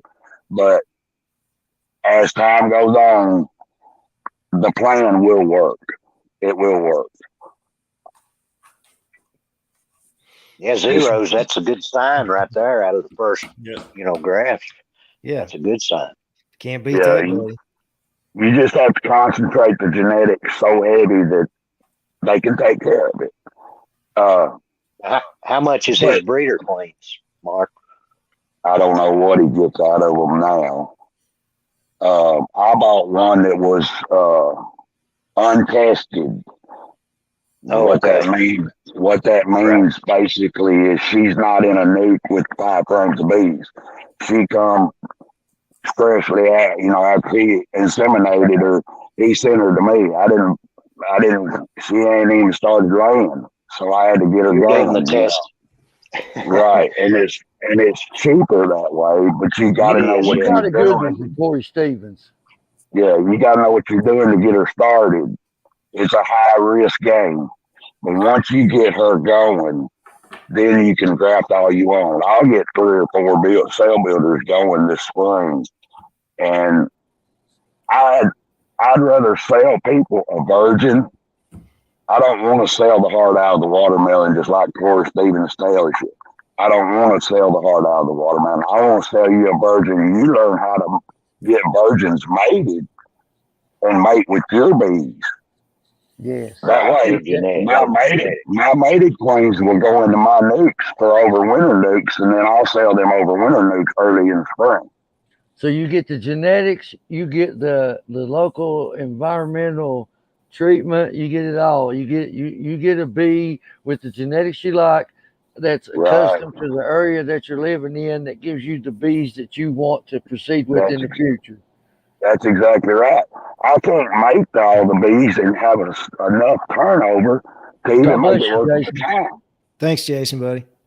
It's not worth my time to try to mate all that many bees to sell to everybody. I can't do it, but I can graft, and I can graft 1,000 virgins and send them out with the right genetics.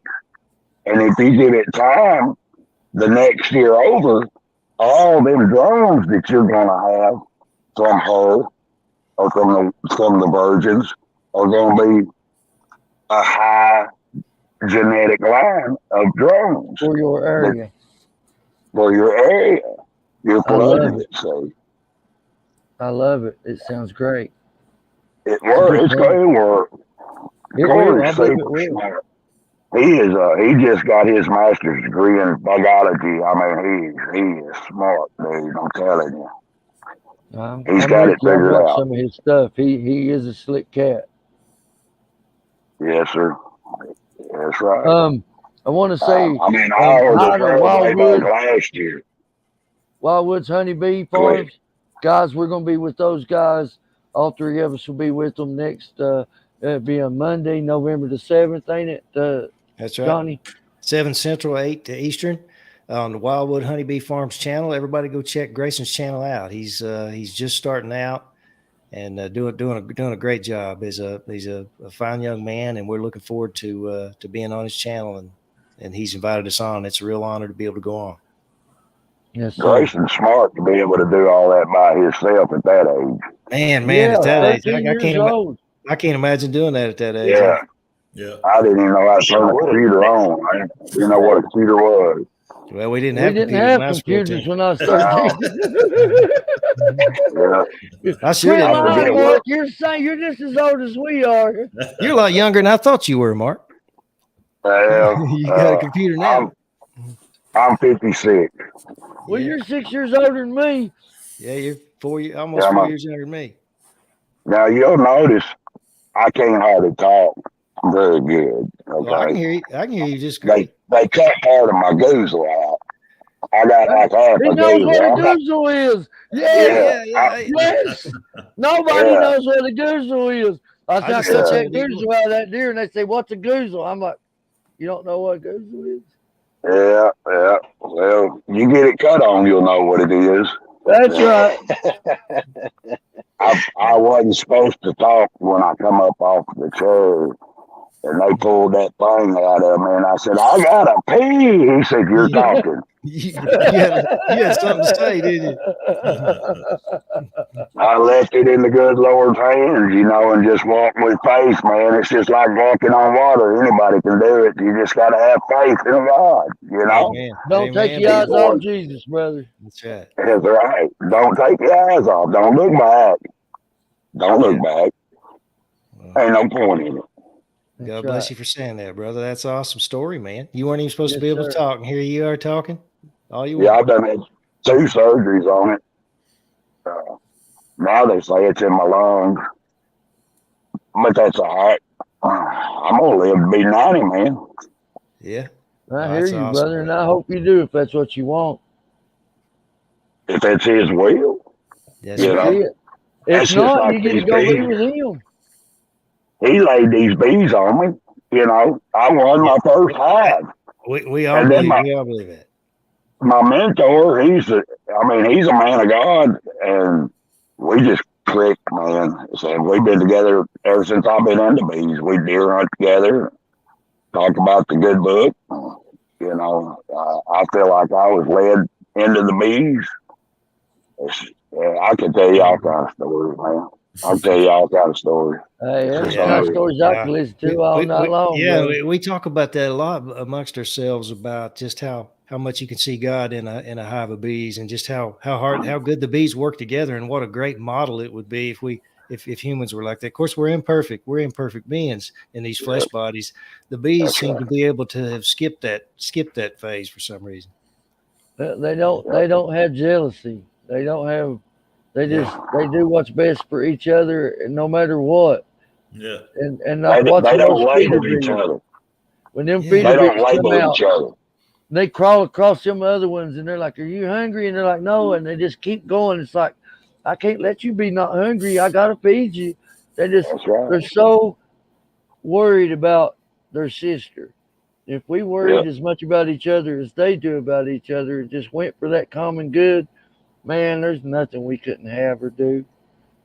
The Lord wants us to love our neighbor and not label each other. He says he hates that. And for God to hate something, that's serious business. That's right. And He hates a proud look. And, I think about that a lot, and I think to myself that, if we could just get through this, man, and get, I can't wait. I can't wait. I can't wait. That's all I can say. I can't wait. You still I'll tell you the story one day about me squirrel hunting when I was 11-year old. Hey, Mark, if you wouldn't care, buddy, email me sometime. I'm TennesseeMountainBees@gmail.com. We need to get him on as a special guest, don't we? And I was going to say, I'd like to get your contact info. They won't let you post it in a comment, I don't think. But if you'll email me and give me your contact info, it'd be awesome to get you on as a special guest. I'll send you my email. All right, awesome, buddy. TennesseeMountainBees@gmail.com. Yeah. What do you think about working with any certain genetics out of the ones you've caught already? You got your eyes on any certain ones, or a certain 5 or 6, or anything you're going to try to propagate out of? You talking to me? Yes, sir. Just the ones that do the best and are surviving with the mites and making a honey crop and are not, that you get looking at these hives all the time, and you can tell the ones that are tough and the ones that ain't, just by looking at them. And so you're about performance, not about name. Yeah, I don't care. Like I say, I think dark bees do better than the lighter bees, but I want my bees to be able to, like I say, to produce nukes, to make a bunch. I hear a lot of people say try to hold their bees back in the springtime, and worried about swarming. Well, I want my bees to build up as fast as possible. I want to be able to split, take those. Yeah, real strong. That's what I want. I want to be able to split and take those nukes off, and I want them to still make a honey crop. So the ones that do that, the ones that, of course, the ones that survive. That's what I say. We have so many. We build up the genetics in our own yards by survival, because the bad ones die off and the good ones survive. They survive. Yes. As bad a beekeeper as I am, all the stuff I do to screw them up, they still survive. Amen. So I want to propagate those genetics that survive me. Yeah, that makes sense. And do good, you know. If they can handle you, I want the bees that can survive me, he said. That's a little what different I'm talking philosophy. about right there. But we lose, you know. I've had, over the years, I've had bees that would survive and make, you know, some of them, you keep those records and they'll make, you know, we make an average, and it works out that way. You know, an average of 60 pounds of honey in Kentucky off a hive. It works out that way. But what happens is I'll have one hive that makes 6 supers and another hive that won't make any. So those hives that make 6, you know, by not keeping those genetics over the years, I've let that go away. And when I should have been propagating those genetics and every year and making it a little better, and, you know, and keep improving those genetics. We can do that. It's not that hard. You don't have to graft. You can do it. There's all kind of ways to do it. You can do it by splitting. That's how I do it. Yeah. That's the other way. That's right. So, but we've got to propagate that. We've got it. That's the third step. You know, they do that survey every year, and we ask beekeepers why their hives die. And they all, you know, every year it's the same things. It's the mites, the nutrition, and bad queens is why. So, you know, we can take care of the mites. We can do things to take care of the mites. We can do things to take care of the nutrition. And we can do things to take care of the queens. But yes, we can. Yeah, but we've got to do it. And I haven't vigilance.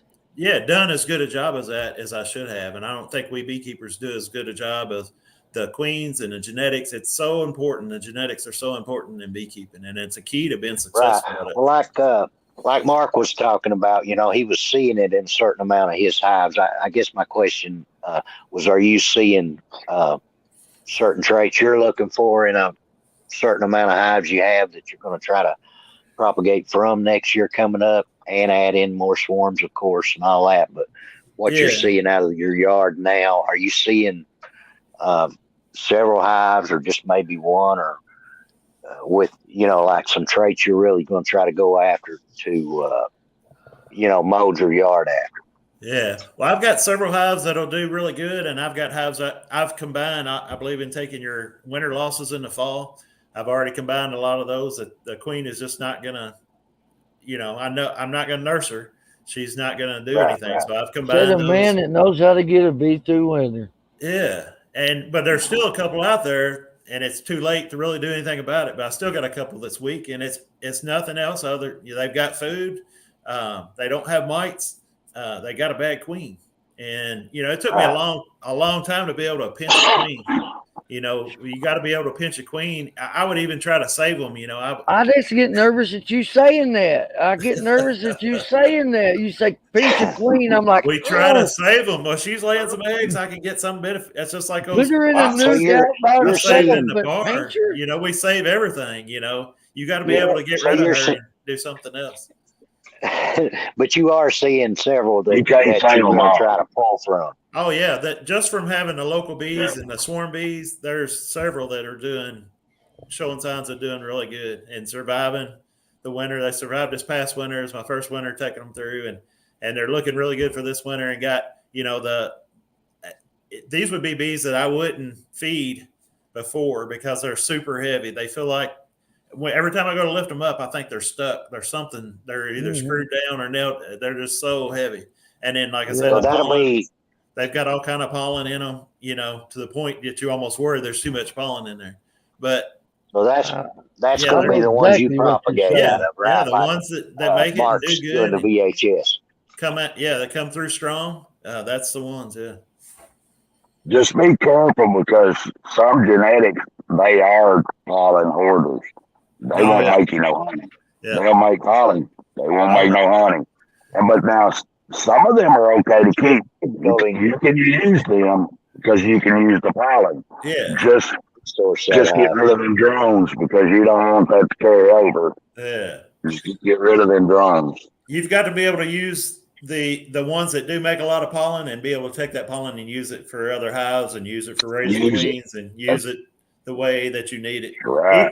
Equalizing is a big thing, especially in the fall and the spring too, but especially in the fall to be able to use some of those resources to spread them out between hives. But you got to be careful that you don't waste good brood on bad queen. That's, there's been a lot of stuff that I've wasted on book here hives that needs that's never to be going to written. It's never going to do anything. So it's a fine line, and it's hard to tell people, even with we can help people with these YouTube videos, but I can't tell you everything in beekeeping. Well, usually you do this, or most of the time it's like this, or I can't tell you exactly. I would like to be able to say on, October the 31st, make sure you do this and this and this. But I can't tell you that because it's different in every region, different in every beekeeper's operation. Everything you do is always different. You've got to know, you've got to learn the stuff. And I can tell everybody how to do what I do here, but my buddy Rich down in Texas in the desert, that's not going to do him no good. Yeah. That's right. We've got, experience. You've got to learn. Some things you just got to learn by experience. And some things, even though I had the experience, I didn't learn until I crashed and burned. So sometimes you got to crash and burn. We have. I hate that, but you're right. We think I know what to do and I know how to do it. And our pride, a lot of times gets in the way. And then when we crash and burn, it's like, ego is pride and ego goes out the window, and you got to do what you got to do to not let that happen again. So. Ego is not your amigo. You got to swallow that pride and do what's right for the bees, not what's right for what you think. Yep. If it is the bee, it's up to me. I like that. That's pretty good, Mark. Yeah. Man, it's been a great we do what we can do, and that's all we can do. That's it. All we can do is what we can do. That's it. Right. And that's why I like pushing certain supplements that I believe in that I know that helps us, because all you can do is all you can do. And the only way I know of that you can match the concentrations and proportions found in nature, the only company I know offering that right now is Apis Biologics. And you can get that on hillbillybeekeeping.com. Shameless plug. But it's good stuff and it works. And I never took Bohemia 10 off. Bohemia 10 still gets you 10% off.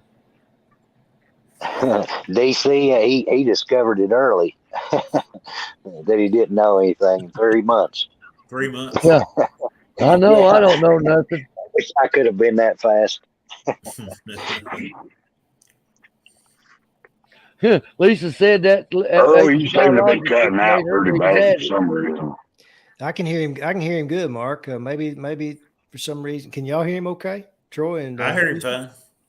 Yeah, he's not cutting out on my end, Mark. Yeah, I got a 2-watt mic and a 50-watt mouse. There you are now. There he is. Yeah. But before, when you were speaking, it was just He was freezing up. Yeah, oh, okay. Sorry. It was roaring on you. Yeah. No doubt. Yeah. Lisa said it made addicts out of her bees, that has. Yeah, I saw that. I've heard Keep at them too much. Yeah, the way my bees Hey, are Bruce, I'll do whatever it takes to make them bees happy. Whatever, if they want an elevator, I'll give them an elevator. Y'all, we talking about Bruce. Bruce, Swarmstead Farms right there. He's a treatment-free beekeeper.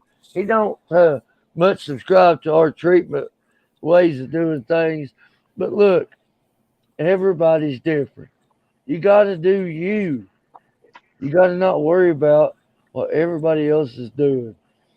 Now, I'm talking about a guy that's put videos out that says I'm an idiot. I don't care. He has his way and I have mine. You can learn from both of us. You can learn a lot from a dummy. Like that, you can show you what not to do. Hey, listen, guys. My point being is we got to help each other. We got to work together, and we got to quit this hatred and this spitefulness and this proudful attitude. And speaking of that, Earl, we got to get Bruce on here some night. You know, yeah, we got to get. We need to build that bridge because like you said, there's we do been a little bit of bitterness, maybe a little bit back and forth, but hey, we get need to on let here, that Bruce. heal. We need to let that heal and bring Bruce in sometime. He's welcome to come in tonight. I'll drop the link again. It's already there. That's it. Get it. We just need to work together. Everybody has something to bring to the table. You don't have to like every tool in my box, but these are my tools. Yeah. All we can do is tell you what works for us, what makes what works for us. And I've had people that I've mentored and what I was telling them wasn't working. And come to find out, they was listening to me and they was also trying to do something another beekeeper taught them. And you can't probably a different location. You cannot mix it. And I told them, I said, you've got to either pick him and listen to him and nobody else, or pick me and listen to me. And not that, you can pick either one, but you can't mix. Some things don't mix. In beekeeping, that's right. What works for me may not work for everybody else. I agree. Right. And it's a steep learning curve, man. It's tough. It is. It takes years to learn how to keep bees right. Yeah. That's the reason I started my channel, man. I wanted people to have ways of helping them get through and not dealing with the losses that I've dealt with, doing the dumb stuff that I've done. Let me show you what I've learned works, because don't do the stuff that don't work. I've done that. It's horrible. It'll make you hate life. Quit wasting your money on it. Amen. And it's one reason I like watching Troy's videos, because Troy's in the same state anyways. He's not in the same locale, but he is in the same state, kind of the same. Where are you at, Troy? Where are you located? I'm in Taylorsville, Kentucky. I'm Where's about 20 miles south of Louisville. See, I'm further south. I'm down. Yeah. Like both you guys are from Kentucky, let me ask y'all a question. I ask this to everybody I know of that lives in Kentucky. I want to ask you, how do you say the capital of Kentucky? Is it Louisville or Louisville? Yes. Yeah, the second one, Earl. Louisville. No, it's Frankfort. Louisville. Oh, that's a good question. Yeah. Hey, even the Kentucky boys said yes. Yeah, Frankfurt's the capital. Louisville and Louisville was just my way of tricking you. Yeah, I'm not going to correct nobody. Louisville slogan. That's right. Yeah, it's okay. Troy's not going to argue with you, Earl. So you mean they moved it, huh? Yeah.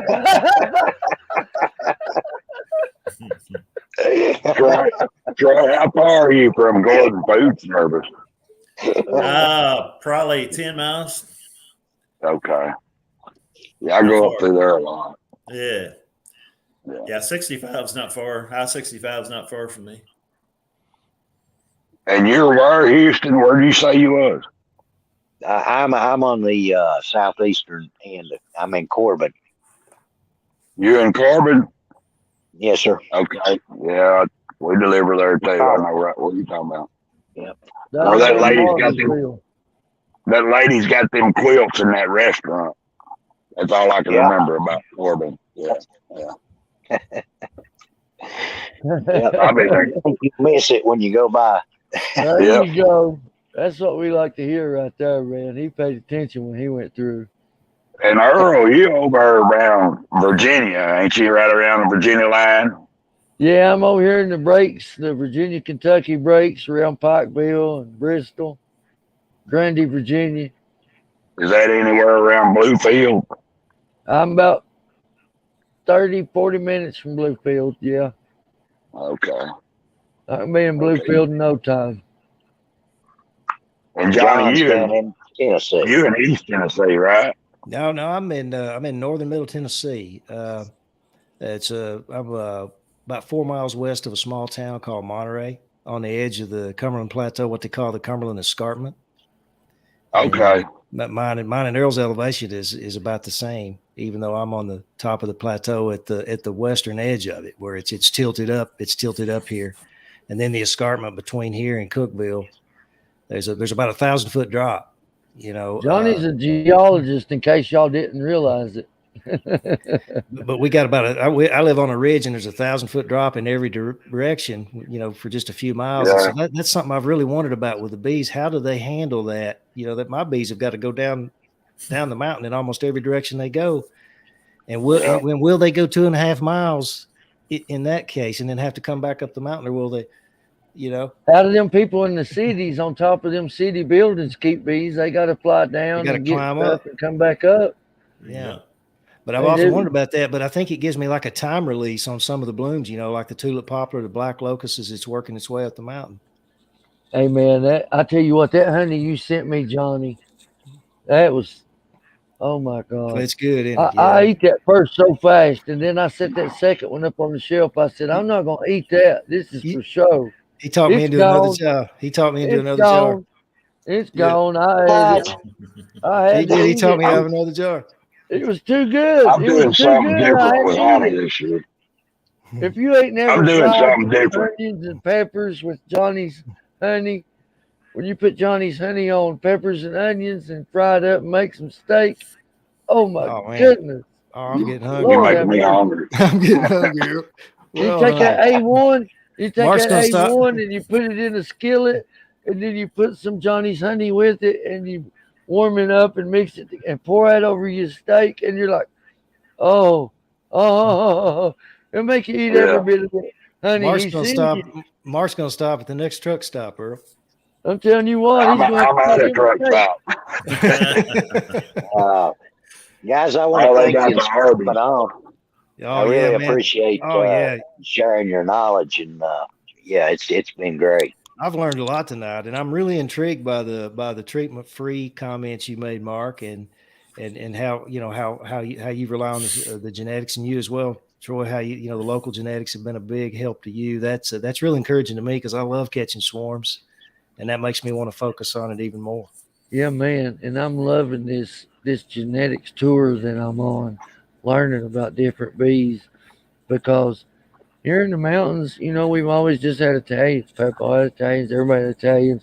Really hasn't been a lot brought in other than that. And I believe you're prejudiced now. I believe you're prejudiced now, Earl. I've been hearing it in your voice every time you look at those Italians. I'm starting to think that these bees I got now are just awesome in my Italian They are, species. man.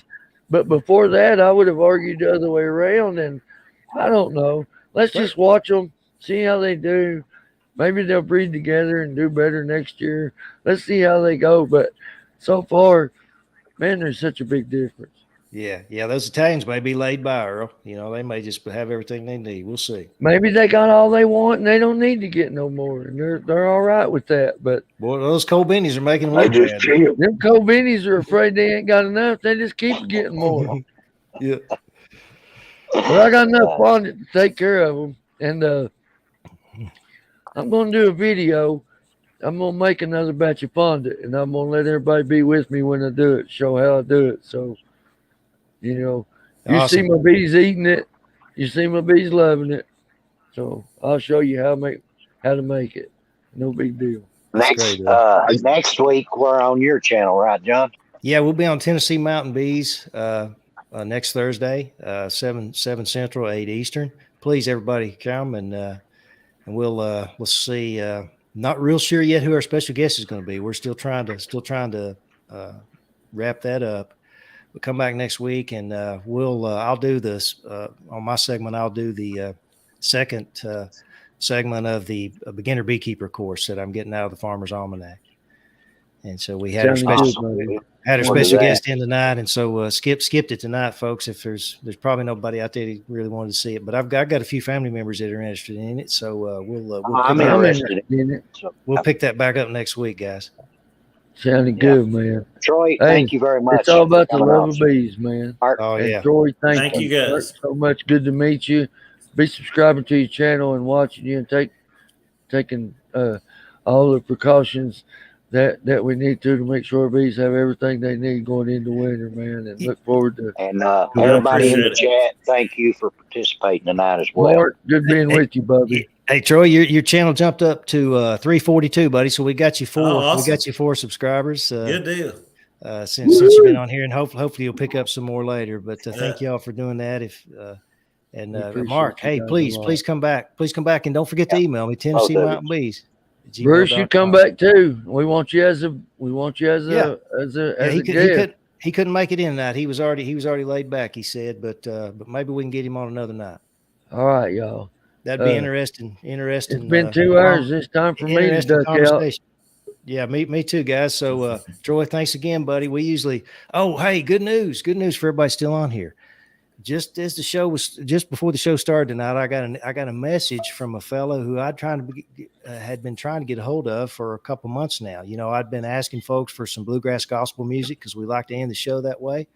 I got permission from another fella, and he's got several good songs on YouTube that we're going to be able to start sharing. So I didn't have time to put that together tonight, but stay tuned for some great bluegrass gospel, guys.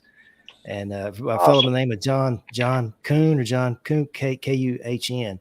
But I'll share his YouTube channel and everything next week. But this week we'll just we'll go out like we usually do, if that's all right with y'all, with the show intro. Is that cool with everybody? And don't forget, God bless you. God bless your families. Oh, listen, hey, I almost forgot, Earl. I know what you're about to say. Thank you so much, buddy. We want to also share a Bible verse. Thanks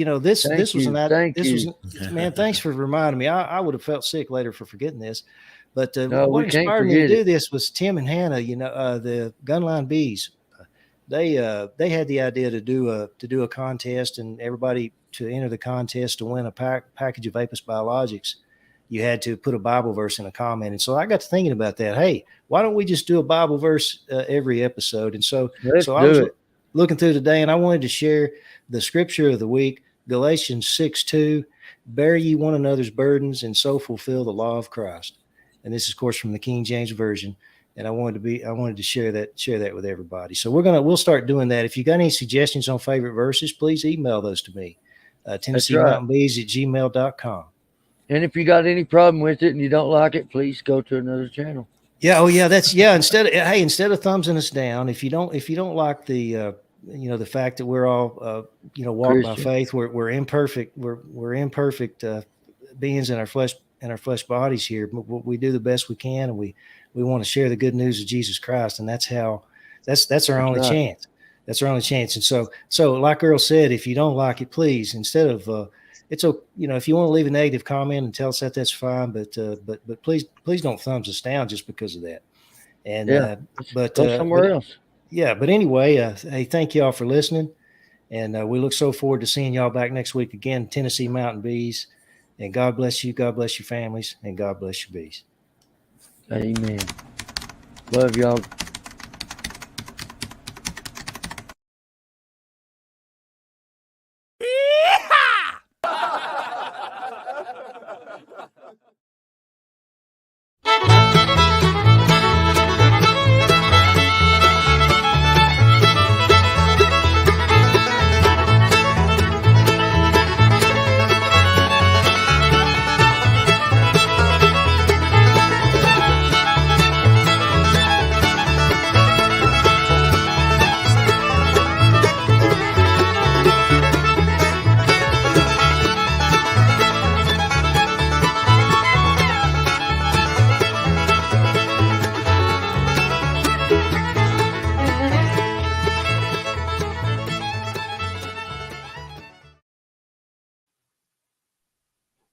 Hey, Troy was